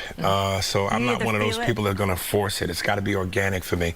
So if I hear somebody's voice and I go, James Gandolfini for the Sopranos. Very good. Uncle Jonah Janish. Very good. I hear it immediately. So if I hear it and I know it's in tune with me and in my register, then I just do it, Shaq dominate 28 Oh my God. Oh my God. You'll always be dominant. So if I hear it and I know I can get it, I do it. I told you that story, right? Whenever I worked at Extra, and you pranked me. Oh, with the guy. Yes. Well, tell me the story. So I was in my office and I get a phone call from Shaq. It was actually Aries. And I thought for the longest time, Billy Bush set me up for that. Funny. I thought for the longest time. You were gassed too, right? Yeah. You were like, Shaq called? And then I think we tried to get him back, right? I think so. Yeah. I think so, yeah. That's those were the days. Yes. Where do you like mine most of your humor? Like what do you find? What do you find funny? I just like super edgy, raw, real stuff, which is why I gravitate towards guys like Dave Chappelle and Bill Burr and the late great Patrice O'Neill. Oh yeah. That's just my style of comedy, Yeah. So this whole wokeness, political correctness thing. Not me. Is it tough? Is it tough for a comedian to be in that kind of environment? No, because my product is my product. So you either get on board or you don't. I'm an 80s baby, so I came up in that era where comedy was just raw and real. Yeah. I can't tone it down. I turn it up. Yeah. I feel a little nostalgic for the 80s sometimes, I have to say. Yeah, it's one of the greatest eras ever. Music. We had the fashion? Yeah, man. Oh, I don't know about fashion. The fashion. Between the shoulder pads and the moose hair. Hey, but listen, shoulder pads are coming back. We love a structured dress, don't we? Yeah. But we definitely had it on lock in terms of entertainment. Yeah. Some of the biggest icons, Michael Jackson, Whitney Houston, et cetera, et cetera. Absolutely. And the thing about the 80s, you had more time, right? Because nothing was online. We weren't doing people this. Waited, we right? weren't doing this. We waited to be entertained. We waited to go to a show. We waited for that single to drop. And now it's like, you got to everything is too instantaneous. Yeah. So does that put pressure on you to turn out more product, more shows? I am 51 years old. I don't know what pressure is. I move at my pace. So, it might take me a little longer to get there, but when I get there, I'm there. So I feel like that's the beauty of aging, getting older, is that you start to care less. You really do. Right. That's what they say when the old lady cusses you out in Walmart. It's like I can't wait to be that age. Just not caring. How do you put together a show? Like, where do you test things out? Are you just like ragging on your family? How do you test what's your lab? A lot of alone time in the hotels. So, when it's 8, 9, 10 in the morning and you can't sleep, you spend a lot of time talking to yourself. Maybe performing in front of the mirror as you're getting ready. And then, sometimes on the shows, usually Thursdays and Sundays are one show. So because there's no pressure to turn the room around, you got more time on stage. So what might normally be an hour show might be an hour and 40 for me of trying new stuff. Is there that one person in your life where you're like, if I can make them laugh, then I can make anyone laugh? No, but there is that person that no matter what city you go to, they're this. It's like, make me laugh. And even if they're that, by the time I'm done, if I crack you, I got you. How does that feel? Yeah. It feeds into your ego, because you go, there's 400 people here, 399 are laughing. Why are you not? Like, what's wrong with you? But you're like, I got this. So you want to crack that nut. When you write a joke, you come up with the joke. The first time you tell it, and somebody laughs, is it just a little like, like, just is there a little? I know you have to keep moving, but I don't know if you guys appreciate this analogy, but it's like a mother giving birth. Wait a minute, that's a lot. There's my baby. Okay.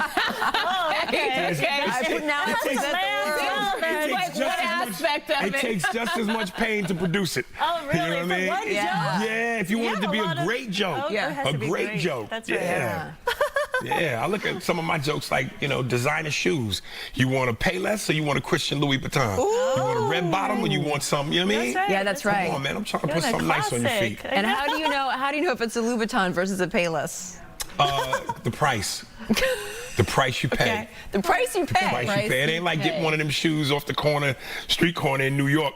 Yeah, that's right. They're on the blanket. Canal Street. Yeah, come on, man. We're not pumping out any canal jokes. You go to a designer store out here, they serve you champagne. Yeah, so you know you're in the right place. They want to get you drunk so that you have no limit. You don't have a budget. You're like, oh, I don't need to pay my rent. They're trying to loosen you up. Yeah. So you did Shaq, right? You're really into NBA. Any other athletes?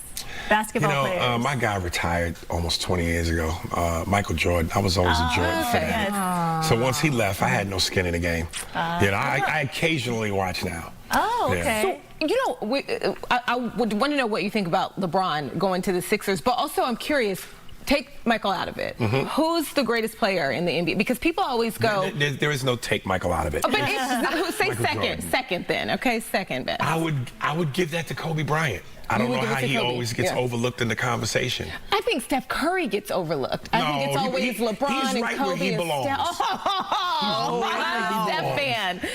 Yeah. And was LeBron ever really a Laker in people's hearts? He was here for a long time. And he won one championship during the bubble. Who was he in people's hearts? A Cavalier. A Cavalier. That's right. Yeah. That's right. And I'm from Ohio. Miami's second. Where in Ohio? Dover, Northeast. Oh, thank so God near you're not Akron, from Cleveland. Canton. Okay. No, not from Cleveland. Not from Cleveland. Yes, were we burning his jerseys in the streets? Sure. We were also very happy to welcome him back. How do you think he'll do in Philly? They're all pretty much aging, with the exception of Jaylen Brown. They're all aging superstars. Yeah. And Joel Embiid can't stay healthy. But I feel like maybe he can be good emotional support for Joel Embiid. It's New York's time right now. Fair. That's right. They're going to win it again. And they turned him down. Yeah. He went there and they rejected him. They don't need to do anything with that locker room. I thought picking him up might be a smooth move. You should have picked up Patrick Ewing as a coach. Just give him something. Is this first take right now? What's going on? Yeah, it turned into that, right? I love it. Ari Spears live Friday, July 31st at the Majestic Theater in Ventura. 8 p.m., right? Thank you. Right. Is it 8 p.m.? It's 8 p.m. And then what city after that? I'm in Chesterfield, Missouri. All right. Okay. You know your schedule. Yeah. Excellent. We'll be right back.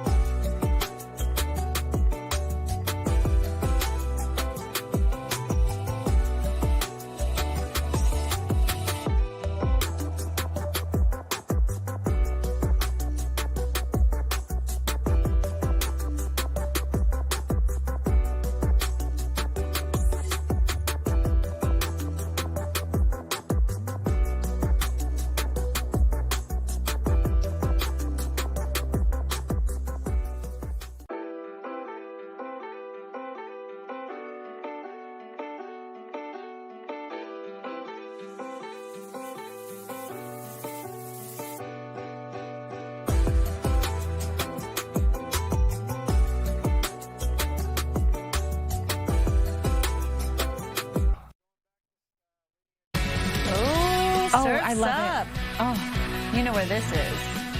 This is where you like to go, girl. Malibu. I do like That's your to go to spot. Malibu. I know. You like to sip on a cocktail, maybe. I do. Watch the surf. I know. Nova Matsuhisa changed my life. I know how you roll. Just like those waves. They're looking beautiful out there. All right, as summer break rolls on, many parents, of course, feel pressure to keep their kids busy every minute of the day. But one parenting expert says a little boredom may be exactly what your kids need. Parents often scramble to fill the summer calendar with camps, activities, and screen time. But parenting coach Danielle Lindner says slowing things down can actually be good for kids. So a lot of parents are worried about summer boredom, and I say summer boredom is one of the greatest gifts you can ever give your kids. Because summer boredom breeds creativity and ingenuity, and they don't have to be programmed 100 times, with 100 things all day long.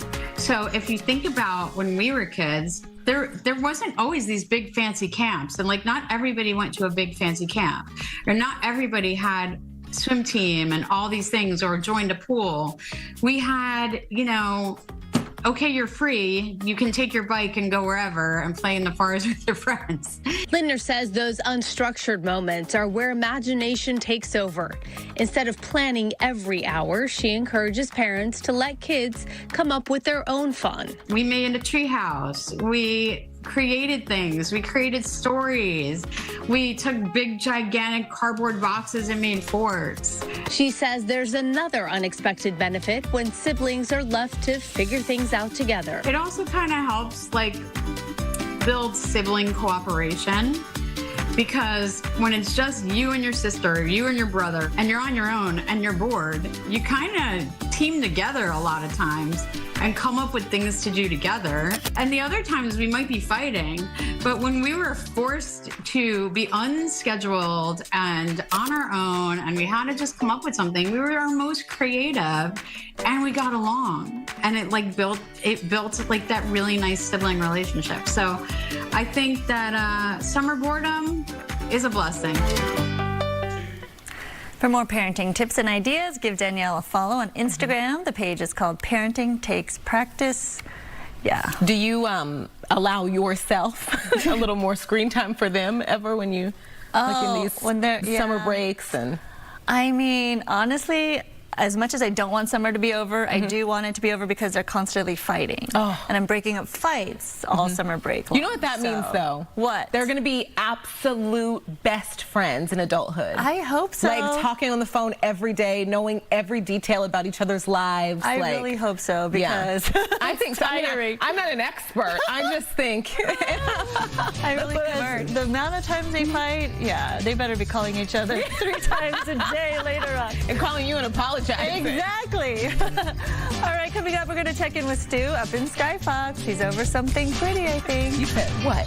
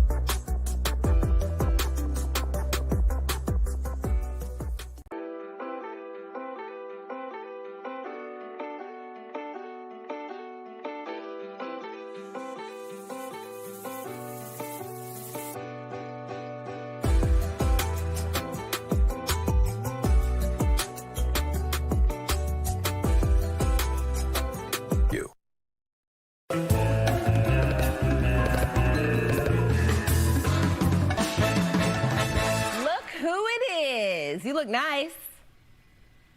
Why, thank you. Today I actually can see y'all, and y'all look nice as well. You really do. All clear. Chris is like HD, the two of you sitting there. Okay, we'll take it. Thank you. So, ladies. Well, you know, Skybox has got we got the honeydew list. We just checked out the Annenberg. I said it wrong the last time. The Annenberg Animal Crossing, but now we're on our way over to Lineage. But yeah, we've got our honeydew list. But we did stop along the way to someplace else, over by Santa Anita. And I know we had a ground reporter down there, but you know what? It is an event that's worth hyping one more time. I understand we're already at the tape. Foothill Unity Center. These are the folks that are putting this all together. They are doing a giveaway for back to school, and you know, this is 25 years plus, but in the past they're talking about 500 students or so. This year they're talking thousands of students. What are they doing for them? They're helping them with their back to school stuff. It's all happening inside that building that you see there, so the outside maybe not that impressive, but I saw what was going on inside, and that is really impressive. Haircuts, shoes, clothing, backpacks, pencils, pencil holders. I'm joking about that. I don't even know if kids even know what pencils are anymore. But they are giving away the supplies, and they are helping out a lot of the folks that can't. And one of the reasons why they can't is just think about the area. You've got a lot of wildlife recovery people that, you know, you've got you got that, oh my gosh, I forgot the name of the town. But the fire ripped through there. Altadena, thank you. Altadena. You know, it destroyed a lot of those homes out there, and a lot of folks are still in their recovery mode, so money is always tight, and especially like I heard you guys talking earlier on, you know, $500 a kid, that's a lot, and if you've got 4, that's $2,000, and you know, that's a lot of money. That's very taxing on any family. So this is definitely from the heart. They are definitely looking for more help as far as financial. If you don't have a child and you don't need something, maybe you can give something. Again, that's called the Unity Center of the Foothill Unity Center. Foothill Unity Center. You can go ahead and Google them. Hit them up. Maybe you can help out. But it is definitely happening today at the Santa Anita Racetrack. If you are in need, definitely get out there. If you can help, definitely do that as well. Ladies? We want to know, did you like school shopping? Like, was it a moment? Me? Uh-huh. I hated it. I hated it. I remember junior high, like, you know, when the OP stuff was happening, you know, it was Ocean Pacific, the clothing brand, and everybody had to have the corduroy shorts and the cool T-shirts, and my parents wouldn't buy it for me. They just were like, yeah, no, we're not getting that. And I'm like, Mom, I got to be cool. But other than that, you know, no, I never really enjoyed it. And I have to be honest, the ring binder always scared me, because I would look at this thing and I'd be like, I got to fill this all up with stuff. I got to write on all these pages. And You never had a trapper keeper? Those were the best. I had a trapper keeper and a peachy. Did you? Yes. I'm from California, peachy the Valley. folder. I had peachy. I don't think I had a peachy.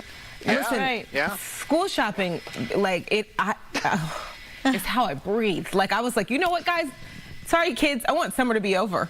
Oh, yeah? I'm ready to wear these clothes. Oh, right. I know, but then you would go back to school shopping. You'd buy all these sweaters and everything that's way too warm. First day of school, it'd be 90 degrees here, and you're wearing your old summer clothes. It's like... It was chilly in the morning in Oklahoma. It was chilly. So I was like, listen. Well, and we weren't even doing big-time school shopping. I maybe got like 2 shirts and 2 bottoms, but I'm switching them up. I'm like, oh, this is 8 outfits. I can see it now. Like, this is, yeah. All right, Stu. All right, Stu. Thank you. Coming up. Thank you.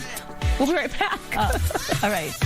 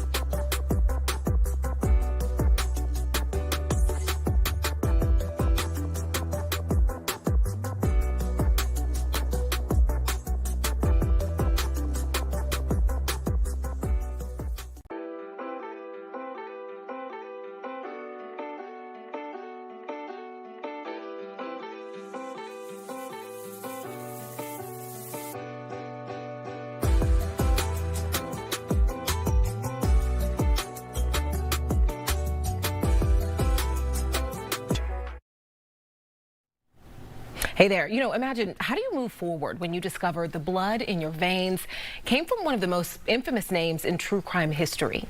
For our next guest, Sophia Maddox, a routine DNA test really shattered her family's reality, revealing that her biological grandfather was none other than Charles Manson. I've always been the kid with her head screwed on right. And then you find out your grandfather's Manson. How could my blood do something so atrocious? I need to find out, was he born evil or was it something else? Do my dad and I have that in our blood too? She's here to discuss this immense emotional toll of making this new film on Hulu, also talking to us about what it was like sitting down with former Manson family members. And also, Sophia, we want to look into how you're defining your own identity separate from the shadow of your grandfather. Welcome. Thank you for being here. Thanks for having me. Can you, I think, just walk us through that phone call with your dad where he tells you this news that you could not have possibly guessed? Yeah, it was just we were catching up, and suddenly he said, you know, I think I found out who my father is, and if it's true, it's really dark. And I met up with him, and I just had to like get it off my chest, like, is it Ted Bundy? And because if it's dark, I knew it had to be infamously dark, because he never taught me dark things. And he just said, bigger, it's the biggest movie you know. And that's when I realized who it was. And it's like, we didn't even say his name. I just kind of knew. And how old were you? I was 22. 22. So who did you think your grandfather was? Or what filled this void beforehand? My dad, you know, was kind of lied to growing up. You know, this guy is your dad, your biological dad. And he always had doubts that this man, Jim, was his dad. But it was a dark cloud hanging over his head, and he confronted his mom when he was 18, and she said, you know, I actually don't know who your dad is. So, you know, we kind of guessed, we had a pipe dream that it was Elvis, you know, like he joked, I might be Elvis' secret love child. We love performance arts and, you know, singing, dancing, acting, filmmaking. So we never imagined it would be so dark. You know, as watching the film, you were really, really hard on yourself after finding this out. And I kept thinking, well, this is not her fault. She had nothing to do with this. She didn't even know this. Why do you think you felt that way? And how did you work through that? Yeah, I think it was really the headlines and the news stories I was finding, you know, Charles Manson at the helm of, that just kind of makes you question your whole identity. So I knew I've done nothing bad or wrong, and I'm not guilty of anything, but there is some survivor's guilt that you inherit from a story like this. And I think that's why I just felt like I had to face what he did, so I know that I'm so different from him, and I have such a different life than the life he led or had or inherited. So I think for me, knowledge was power, and I just had to empower myself through this time. What made you decide to make this? Because it is so raw, it is so real, you feel the emotion, you feel so much of what you went through in terms of coming to grips with your reality and your identity, and then having to deal with everything else. I knew no other way of coping. I'm an artist, and I was a filmmaker. I made my production company when I was 21, named Joan of Arc Pictures. I dropped out of college when I was 20 years old to pursue filmmaking. And I knew that the stories I wanted to tell had to be stories of importance to try and help, you know, society become a little bit better. And then suddenly I inherited this story in my lap, and I was like, okay, I could either hide in shame, or I could be really truthful, upfront, and honest about who I come from, where I come from, and hopefully it helps other people see the humanity through everything.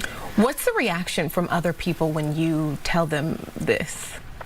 You know, I didn't tell anyone except who I was making the doc with. So for 4 years, no one really knew. And if I were going to reveal it to anybody, it'd just be like shock, like, whoa, that's heavy. But when the movie came out, there was an outpour of love from people I've known from school, you know, family members who didn't know who I was related to, like distant cousins, aunts, and uncles.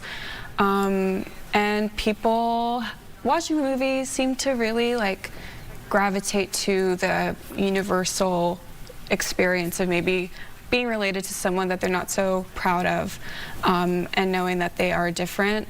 And then other reactions are, negative, but I feel like I've gone through so much therapy that it's prepared me for this moment. I knew it was going to happen. I know this has been cathartic for you, but also very painful in terms of putting your story out there and grappling with your truth. What have you learned through all of this? What is the most important thing you can take away from putting your story out there? For me, in order to stop cycles of abuse or trauma, you need to really know what you have to defeat. And I think going on this journey, I realized what I really had to end for myself and what I hope to end in, a larger scale and scope. Obviously, I don't have all the answers and I cannot save the world, but if I could, I wish I could. And my superpower, if you can, bear with me, is like, as an artist, I want to put stories out there that hopefully help people. And that was my aim, that was my goal. So it felt greater than me. Any pain that I was going to go through, I knew I could get through it. And I tried to put the greater message out there first. It's beyond me. It's beyond me.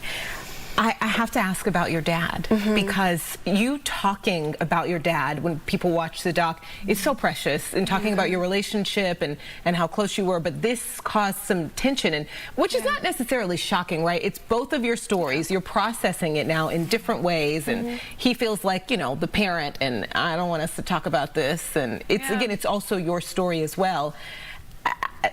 How did you, I think, work through kind of the tension that this caused? Yeah, I think what most people won't know looking at the film or watching the film, they won't really know, like, that was kind of a normal thing. Like, even though there was so much love, there was also a lot of maladaptive coping mechanisms where you shut people out in a way. And I think my dad's, upbringing in life, he was alone. He didn't have family. So he even said on camera, didn't make the documentary, but he said he doesn't have cushy feelings toward family because he never had any.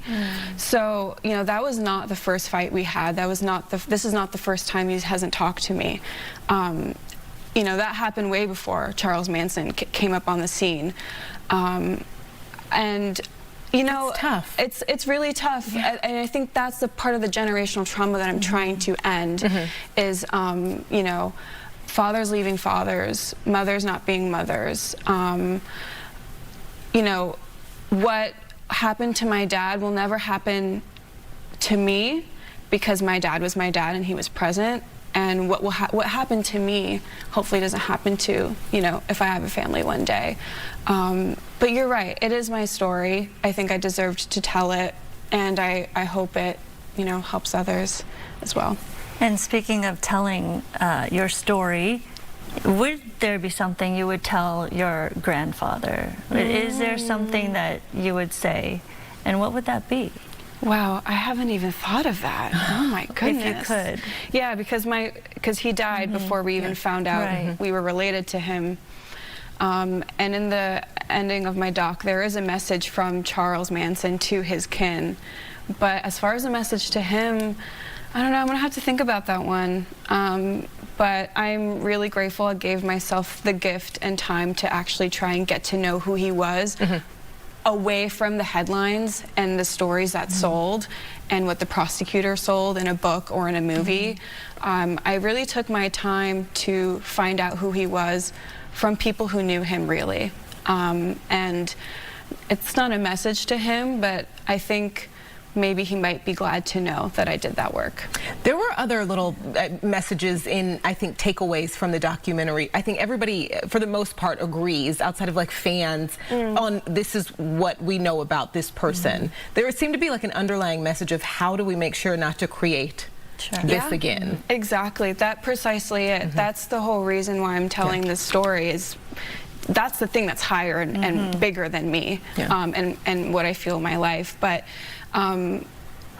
looking at institutions that breed criminals, I saw his records from school, boy to a man who is an incarcerated individual in men's correctional facilities. I saw the violence go up, and I saw, you know, his survival mechanisms be so different from what you and I, being in the outside world, would ever go through or, you know, have.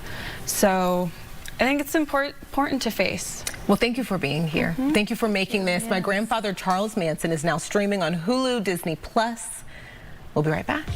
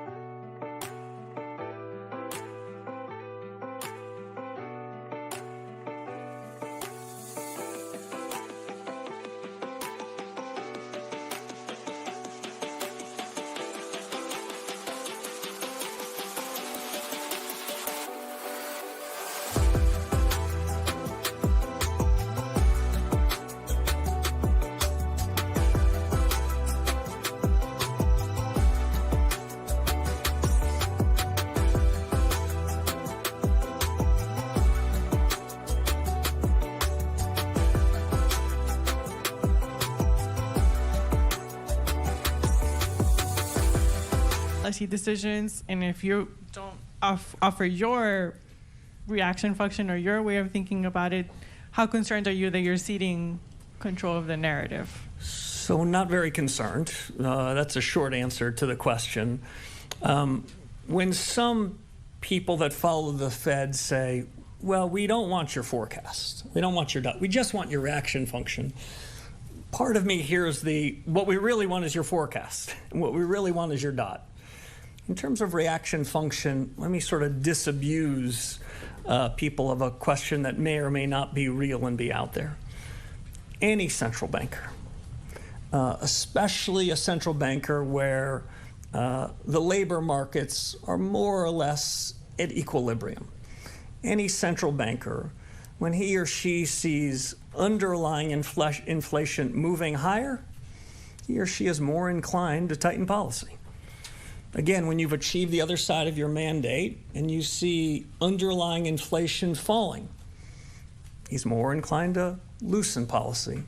That's my reaction function, and I don't suspect it will cause people to not continue to pry for more, because the truth is, for a very long time in a lot of countries, coming out of the 2008 crisis, where in crisis mode, we were purposefully providing a lot of information, trying to provide a lot of assurance, trying to tell people exactly what we're going to do, offering forward guidance with clarity as if we're tying our own hands behind our back.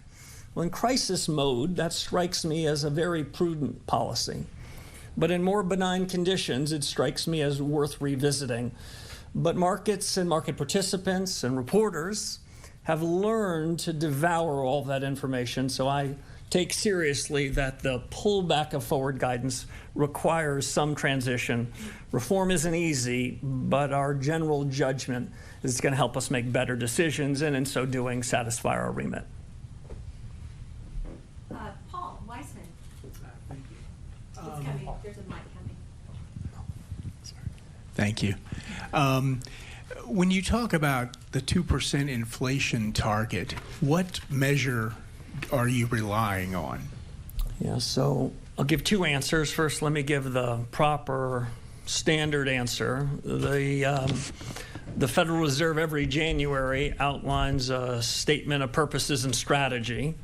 And in that strategy document, which I believe was dated January of this year, it describes a measure of PCE inflation as the objective function there. I have enough of my own, so that's our number, we're sticking with it. Who knows come after next January what we might say about strategy. I suspect the task forces might have something to add. But I'll say this, some version of the Lucas critique, some version of Goodhart's law in economics should remind us that when we talk about measures of inflation or something else, and we describe those measures as being consistent with our objectives, we might make them such that they're not very good measures or very good objectives. Broadly, if you said to me standing in front of you, I abide fully by the strategy document, we're going to deliver 2% inflation and not a whisper more. But to achieve that, I'm looking at a broader set of inflation data than PCE.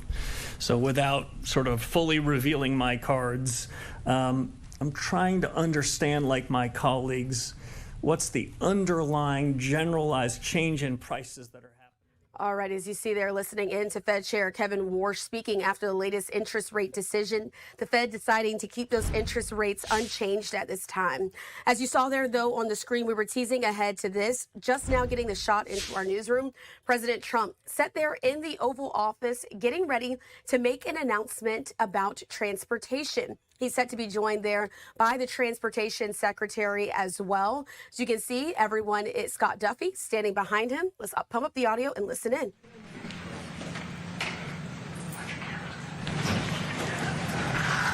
Thank you very much, everybody. This is very exciting to me as a builder, somebody that builds lots of big, nice projects before I got here. And we're doing some of the best in the world right now. This is all about the Dulles Airport remodeling. It's considered one of the worst airports anywhere in the world. We're going to make it maybe the best with some hard work and some good thought process. But thank you for being here as we unveil exciting plans for a major and long overdue renovation and reconstruction of Washington's really horribly thought of Dulles International Airport. I want to thank Secretary of Transportation Sean Duffy. He's fantastic. He's doing a great job, including having to do with the safety of airlines and getting in with the control towers and all new equipment that we'll be ordering in the not too distant future. So that we'll go from, again, one of the worst countries in the world for that, and we'll end up being one of the best countries in the world. That's automation, having to do with landings, takeoffs, and safety. But for his leadership at this important project, and that's the Dulles project, thanks as well to the CEO of United Airlines, Scott Kirby. Thank you, Scott. CEO of the Metropolitan Washington Airports Authority, Jack Potter. Thank you, Jack. And we've developed a great relationship with them. We're going to make this something special.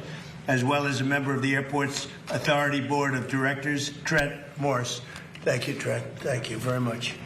Dulles Airport is the primary international gateway to our nation's capital, which is now one of the safest cities in the country. It's one of the hottest cities in the country. We are the hottest country in the world. But our nation's capital has made tremendous improvements in the last year and a half since we got here. Crime is down by 84%. We've removed almost 8,000 career-hardened criminals. And amazing statistic, 2% of the people cause 91% of the crime.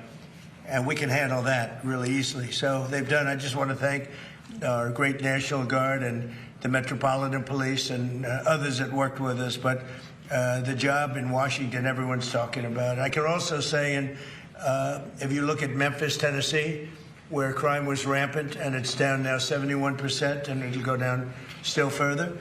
And Louisiana, New Orleans, the governor called. He said, we need help. And we gave him help, and the crime is down 72%. And they just finished Mardi Gras, and they said it was the safest Mardi Gras on record. So we have a modernization of Dulles that's sorely needed. Last year's J.D. Power ranked Dulles 23 out of 27. That's a very bad ranking. Large airports nationwide, so it ranks at the bottom of the list, just about the bottom of the list. After an extensive review of more than 30 proposals with the top architects anywhere in the world, and I was involved with Sean and with a lot of other people, actually, but Scott was very much involved, I can tell you. But we are announcing plans to add more than 5 million square feet of new or renovated space. We'll replace the current C and D concourses, which are basic disasters, all the while preserving the iconic original terminal.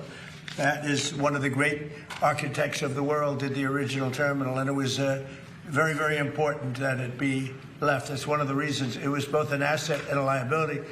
The liability is that nobody wanted to build anything near it, and people had to walk crazy distances, and it's no good, not acceptable. So we've addressed it all, and we have a plan that's going to be phenomenal. But we're going to replace the C&D concourses and preserve the iconic original terminal that first made the airport an architectural landmark. So it's going to be something you can sort of see a little example of it right here. That's your front. On the other side of the street, we're building a massive 9-story, 8-story, 10-story. We're not sure yet, but we're building a parking garage that will be right next to the terminal. You'll walk right across the street, and you'll have a glass bridge, a number of glass bridges that will go right into the terminal. Right now, you have to walk so far. You have to walk blocks and blocks to get to the terminal. And we have an empty site right directly across the street that nobody wanted to tinker with, which was crazy. So we're going to have a magnificent garage. What would you say, Sean? How many cars? 32,000 parking spaces. 32,000. It'll be actually the largest garage in the world. 32,000 is big, mostly above ground. We don't like down. People don't like going down underneath. Mostly above ground. It'll be beautiful. But a central walking tunnel and a new air train connections will provide travelers with easy options. Really, it's an impossible airport. You get off a bus, you go into a train, you get from a train, you get onto another bus. It's a worse airport. This plan also includes expanded options for parking, modern check-in areas, more efficient security screenings, hotels, et cetera, et cetera. We're going to have a beautiful hotel right on the property, but further away so that we can give the good location, frankly, the best location to parking. So people literally will be able to park their car and walk 15 yards and they'll be in the terminal. In addition, many of the new restaurants and shops will be added, including plans for one of the largest United Polaris lounges anywhere in the world, and it'll be a beautiful level of luxury. This transformation is another step in our ongoing efforts to make Washington, D.C. safe and beautiful again. The safety aspects, both in terms of the airlines and in terms of crime, are unparalleled for what we're doing. For years, the United States has watched other major cities around the globe welcome travelers with grand and modern airports, yet the last major airport built in the United States was Denver in 1995, and it hasn't gotten very great reviews. That's more than 30 years ago, so we're doing something with Dulles that's going to make it, I think, the top, maybe the top anywhere in the world.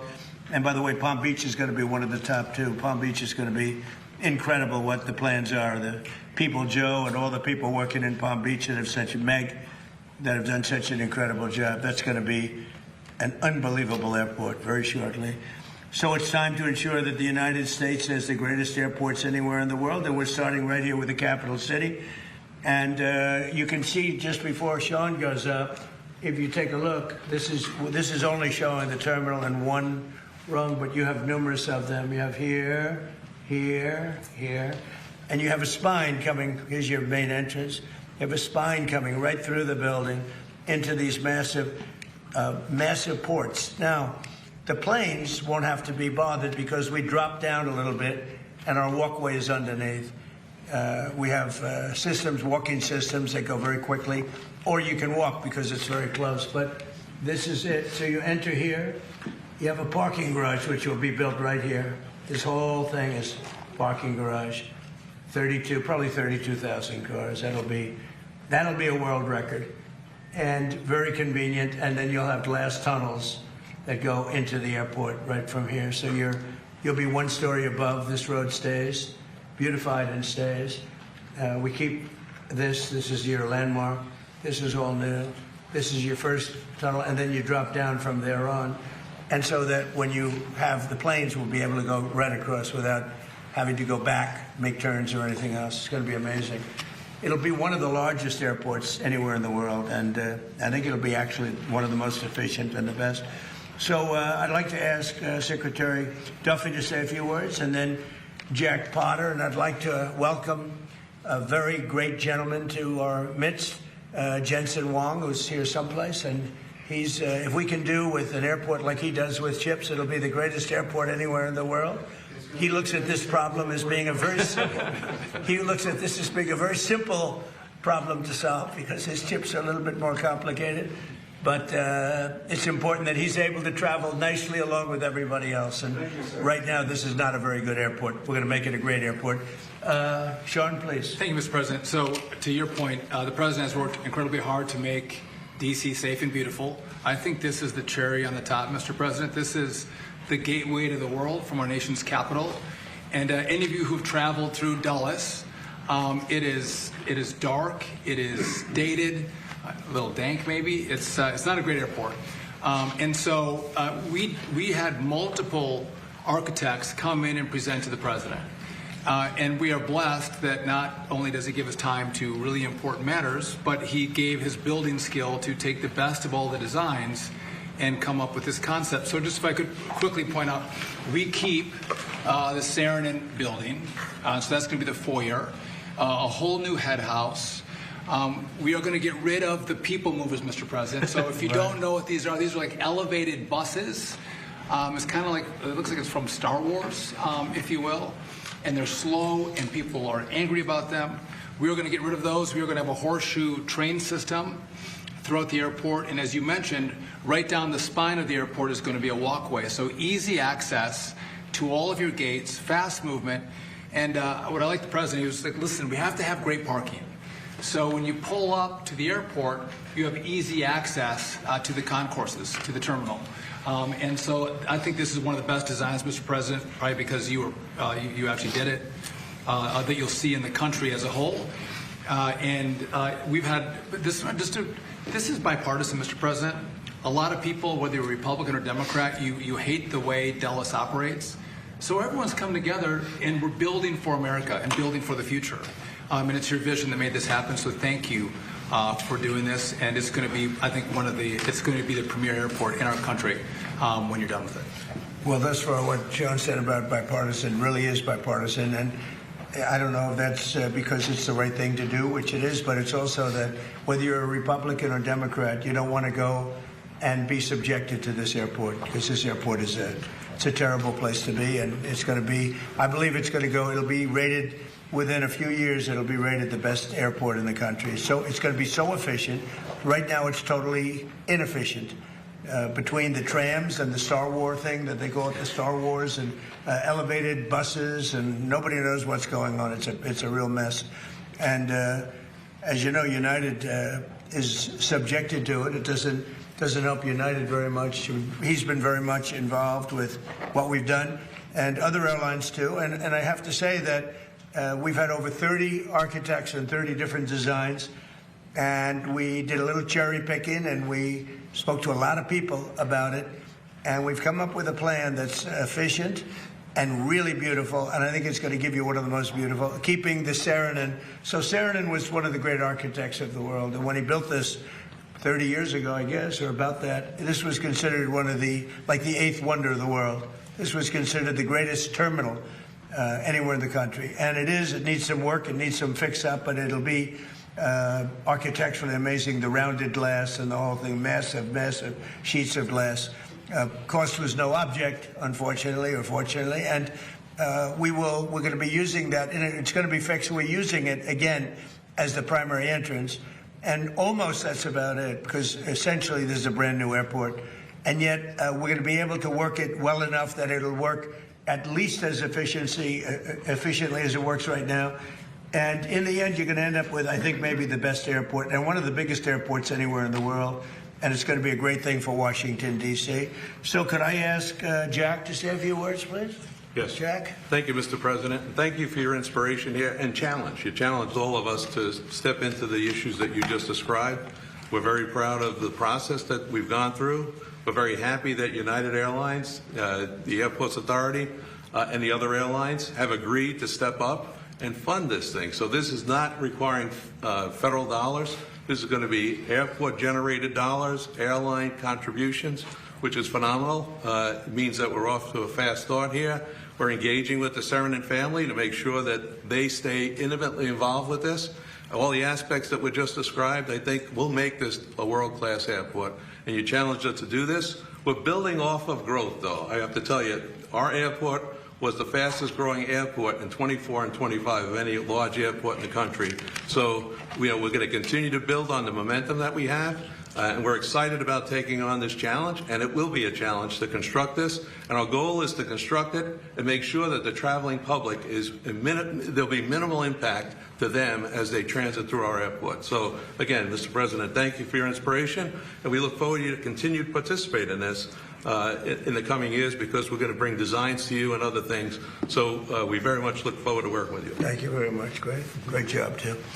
Scott, would you like to say something? Well, thank you, Mr. President. Thank you, Mr. Secretary and Jack and everyone. We're really, at United, we're really excited to have this project get off the ground.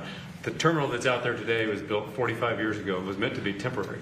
And so I've spent my whole career at United Airlines waiting for this day, and all the people of United Airlines have spent even longer waiting for the day that we could have really the best airport in the world. And this design is one that works great for the airline. The President talked about how it works great on the outside for the airline, but it's going to be a beautiful airport inside for customers. It's something that all of us at United, but really all Americans, will be able to be proud of, having an airport when people come into the capital that really represents what the United States of America stands for. So I'm proud of it as a CEO of United, but proud of it as an American as well. That's right.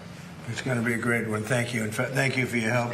And Trent, would you like to say something? Yeah, thank you, Mr. President, for your leadership on this. On behalf of the MWA board, this is something that everyone's tried to do for decades, and no one's been able to get it done. And without the President's leadership on it, we'd be back in square one. So thank you for your leadership on this project. Thank you to United and the Department of Transportation for moving this along as quickly as possible.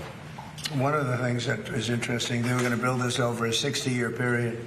They were going to start with a little section here, a little section there, and that wouldn't have worked. It wasn't a design like this, but it wouldn't have worked. So we're doing it all at one time. It'll all be completed, and it'll be beautiful, and it'll be something very special.